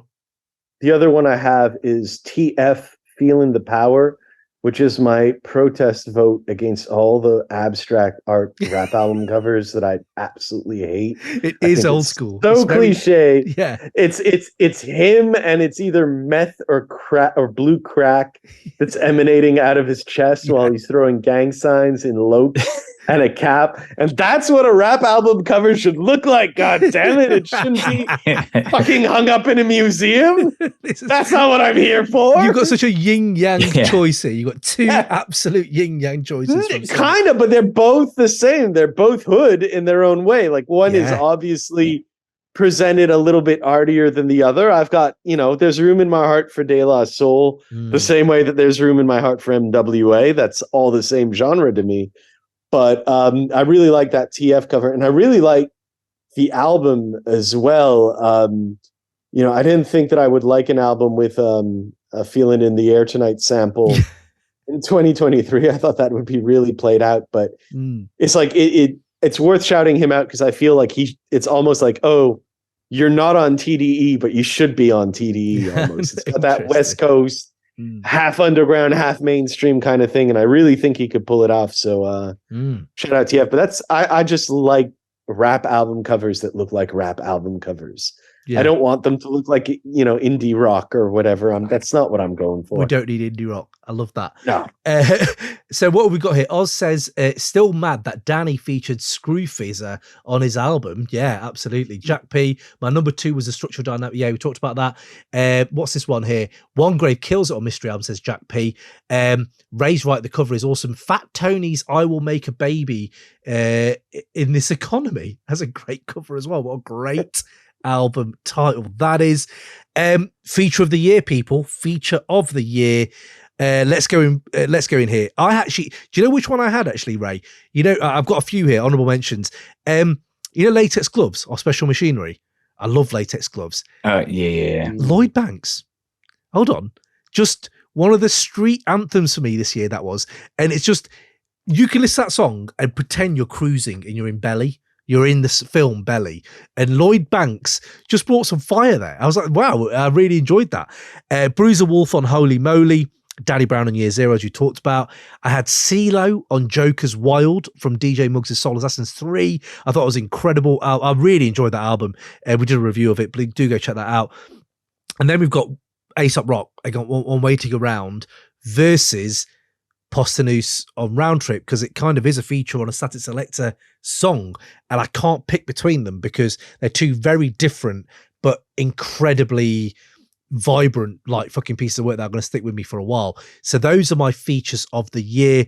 Ray, features of the year for you, mate? So Generals of the Seven Seas is a track on Bronze Saints 2, which is Napoleon the Legend. Mm-hmm. This is a lot of words, isn't it? Nejma Nefertiti on that. Mm-hmm.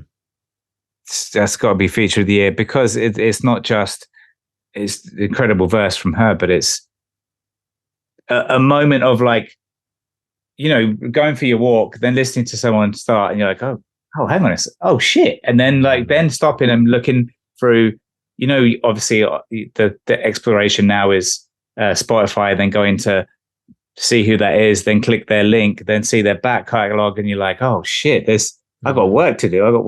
Anyway, seeing what she released this year, is it going to be a shout for potentially album of the year? No, it's 7 tracks long, but the tunes that are on there are just fucking incredible. So yeah, Nejma Nefertiti needs some love. Love that.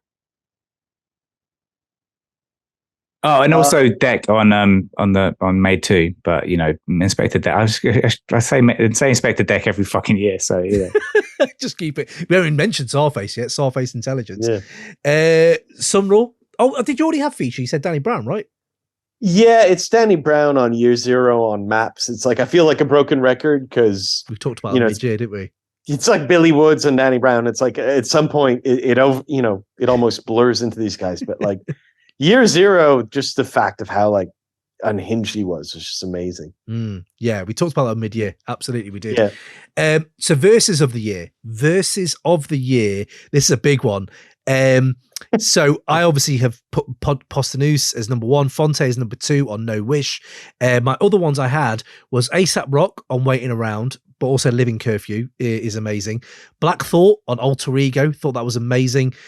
Billy Woods on Year Zero, he's got a monopoly on bars this year, but that was unbelievable. Mac Homie on Elijah One, RXNephew on Long Story, Odyssey on Get a Tomato. People, do go check out the mid-year. We talked about a lot of these verses there.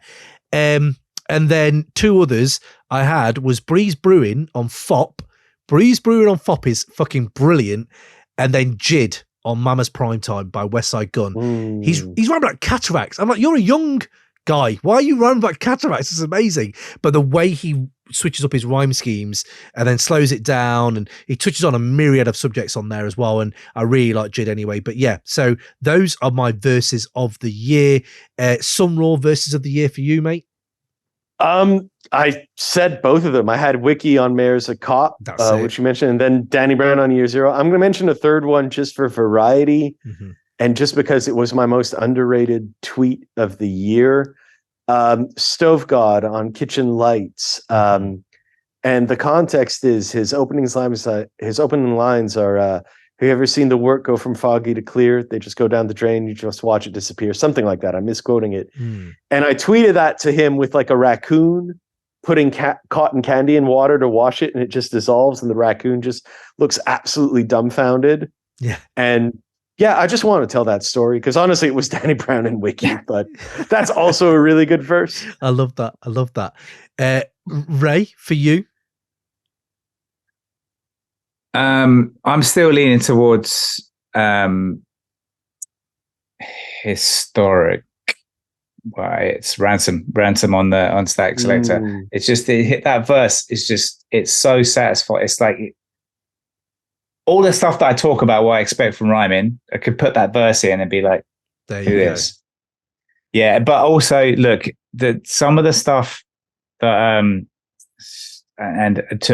it seems like I'm going over and over the same ground over and over again. But Jesus Christ, Napoleon the Legend. Some of these tunes, Sayer's theme he's like, there's such fucking, there's wisdom on that. And then there's the Goat Herder. There's just lines like, you can't prove a negative, so how can I not be a legend? And just the stuff, but he throws stuff in that it ranges from casual stuff about what he's doing in his day but you can't even read out his verses because he's got a way of delivering them. The way he delivers it is that there's, well, I guess I'm doing it now. There's long pauses, and you can't read where the pauses are because he pauses, and the way he fits it in on the beat. So he writes his breathing into his tunes, but like, this on Cancer, revenge is a meal that you eat cold. Catch it. So he's always got a hook. He's always got the first line is always like, revenge is a meal that you eat cold. You could just have that as a quote. That's it. Done. But then the whole verse goes on. Catch me in the snow with a sheep coat. If you say it in a song, then police know. When the party done, it is, isn't it? There's just dope line after dope line after dope line. When the party done, serve you with the Rico. Hear them gassing out, but that's just placebo. I'll be caking up like a priest though. This. It's incredible. It sounds incredible. No, but that's you've got to go through his whole catalog, and you'll just be like, "Fuck, we should do a separate podcast just on him." Amazing. We've already got an Aesop series, bloody hell, we need another one. But yeah, no, like a separate podcast, an entire podcast, just a podcast. Oh God, Ray's gone. Gone. So Crate 809 is the secret one that you don't know about, and so that'll be Crate 810 probably. Crate 10, 810, yeah. Crate 10, amazing. Just on Posthumous, just one thing I want to say about Posthumous in that verse he was talking about, by the way, is it's not just the lyrics at the beginning of, like, as you go through the verse, I was going to say there's moments where it's fucking incredible how he doesn't give up the chase of trying to find perfection, if you know what I mean. And you can tell he's a stalwart.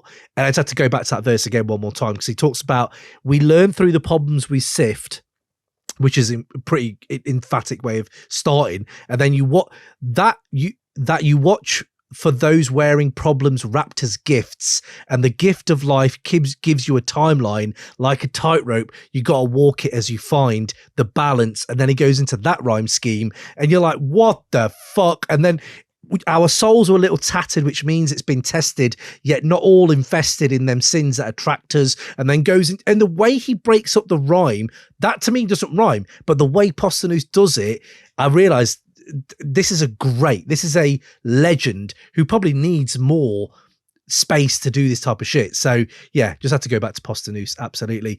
So I think we're kind of at there really with our feature. We've done our features. Best hip hop moments I've got here of 2023. So I have, we have the corporate shill that is Travis Scott returning with an album. But I have to say, even though he has no like fucking emotion or like there's no growth, there's no character, it's just empty, vacuous, but it sounds great. And I really enjoyed the fact that this Utopia came out. It died like massively. People are like, this is shit or this is amazing. And I was kind of like, I just kind of like it. I'm kind of in the middle. Like, I don't, it's not like I love Astroworld, but I enjoyed that Travis Scott came back and dropped that. Although he probably could have alluded to the fucking thing that happened with his old fans, and he never talked about that. And I was like, okay, this is your time to do it. And he didn't. But I think my biggest hip hop moment, and we talked about it earlier, is just Nas claiming the throne. It's Nas claiming that throne of just mainstream rappers can still keep going. So there isn't really another moment for me where I was like, shit, I didn't get too many gigs this year. I'm going to see Mike in February or March, I think it is, in Leeds, which will be good. But yeah, there's not other many massive moments. Did you guys have any? Yeah, I had one general one and two personal ones, if that makes sense. Mm-hmm, yeah. The general one would have been the Hip Hop 50 presentation at the Grammys that Questlove set up, which it almost sounded like a mixtape or like a DJ set, but it was just all these performances. And like, I'm not usually impressed by like kind of big award show set pieces. I'm like, whatever. And I went back and saw this one because everyone said how great it was. And it really did stand out. And it was a really good tribute to 50 years of hip hop. So big up Questlove for that one. They really pulled it off in kind of a forum where expectations were low, I would say.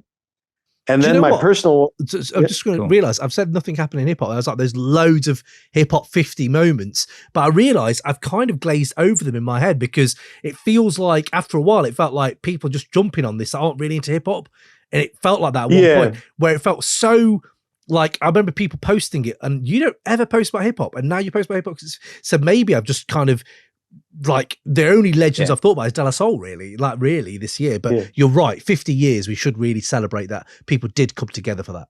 That one was good. And I mean, personally going to, it was the Forever Brothers, they're a local DJ duo here, Scott Free and his partner. They did a set and actually hearing the Simon Says remix drop in a club full of like 40-year-olds and just everyone losing their mind was really nice because I hadn't felt that since 99 or whatever. Amazing. But personally, just dropping my album, Redefined with 5 C's. The fact that I dropped an album this year was really big for me, and I encourage people to check it out. And I opened for Arm & Hammer, of all people. Billy Woods, excuse me, not Arm & Hammer.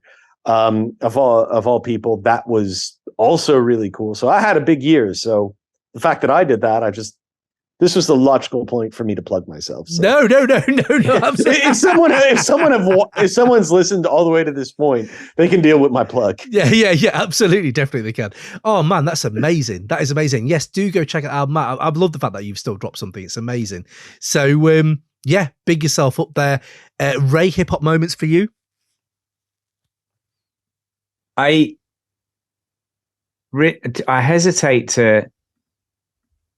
Okay, so look, a lot of it's already gone over. Like a hip hop moment was pretty great. Was being mentioned on Mystery Album. Mystery Album. Mystery Album. Just the Crate 808 shout. I just keep coming back to Napoleon the Legend again. You've got to get over it. So the thing is, right now, all three of us. There's something out there that none of us have discovered, that there's going to be a future podcast where we're like, oh my God, have you heard blah, blah, blah. And like, these are the moments, aren't they? Because you're going to live the rest of your life and not have the time to listen to all the music that you're going to love. And you've got to listen through to a shitload of music to finally find the stuff that, fuck, this is it. That's what the episodes like this trying to help people do, right? Yeah. And absolutely, it's just those moments where you like it, digging. I guess it is digging in the crates in a kind of Spotify kind of way. But just to have that moment where you're like, oh shit, and then they've not just released one album. You're rediscovering their whole back catalog, and then they've got anyway. There's so much to it, so I can't. Okay, that's just been your moment. That has been a moment for me. Okay.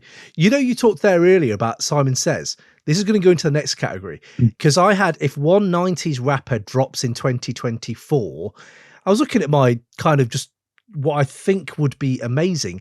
And I was like, Pharoah Monch coming back with an album. 13, Fair Play did his thing. Imagine if Pharaoh went into this new indie art rap, abstract rap producer circle in 2024, because you have other people doing it, and Harry Fraud doing it was like, oh, that's an interesting way of doing it. And I was thinking Mayhem Lauren kind of has dalliances over there as well. Pharoah Monch can sing, he can riff, he can obviously rhyme his fucking arse off. And I was like, imagine if he linked with maybe not a Conductor Williams, but maybe a Messiah Music, maybe a Preservation, maybe someone like that, and or just a few different producers. I'm kind of here for Pharaoh again in 2024. Did you guys have anything for a 90s rapper in 2024? You can't say Nas and Primo, by the way, Ray. Every fucking year you say Nas and Primo.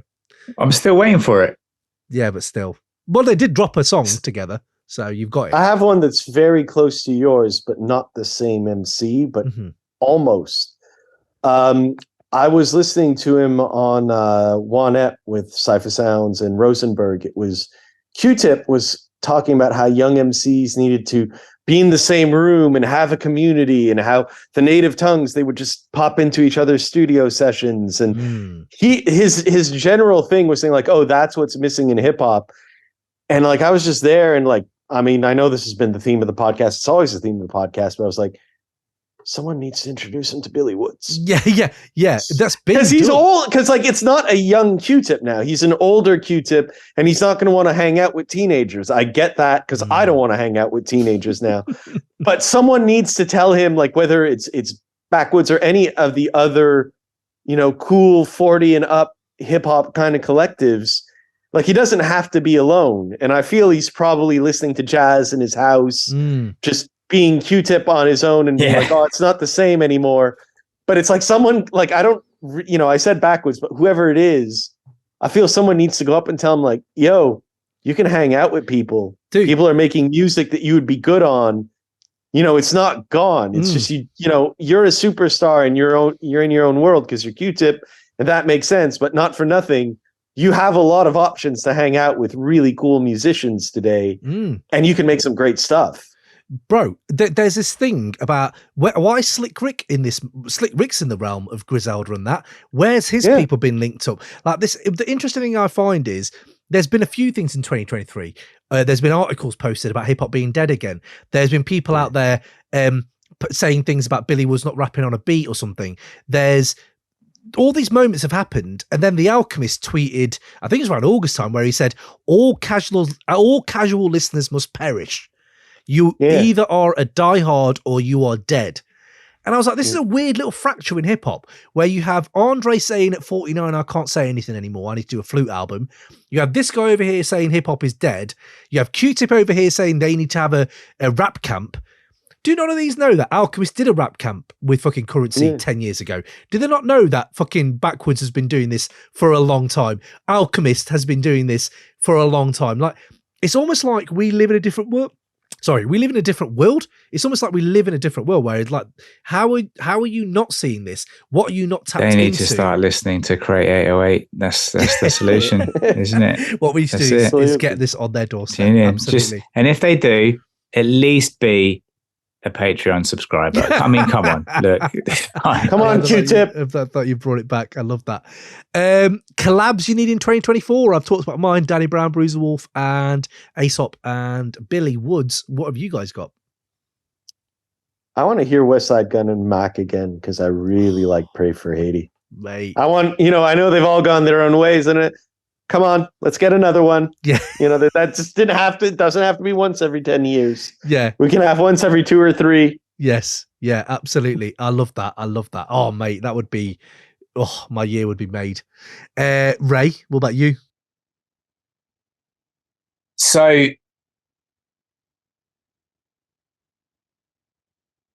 dare I say the two big things. So if I can get Napoleon the Legend, Acknowledge the Pirate, then you've got 2. collabing with demigods. And that's 3 demigods references in one. It is. But yeah, with like, look, I can't. It's hard to gauge. You know, obviously, being exposed to the underground US scene from a distance is like I can't gauge where they overlap. I don't know the geography. I don't know this. Like New York's massive. When you say, oh, they're from New York. No, there's 12, 15 million people more? I don't know.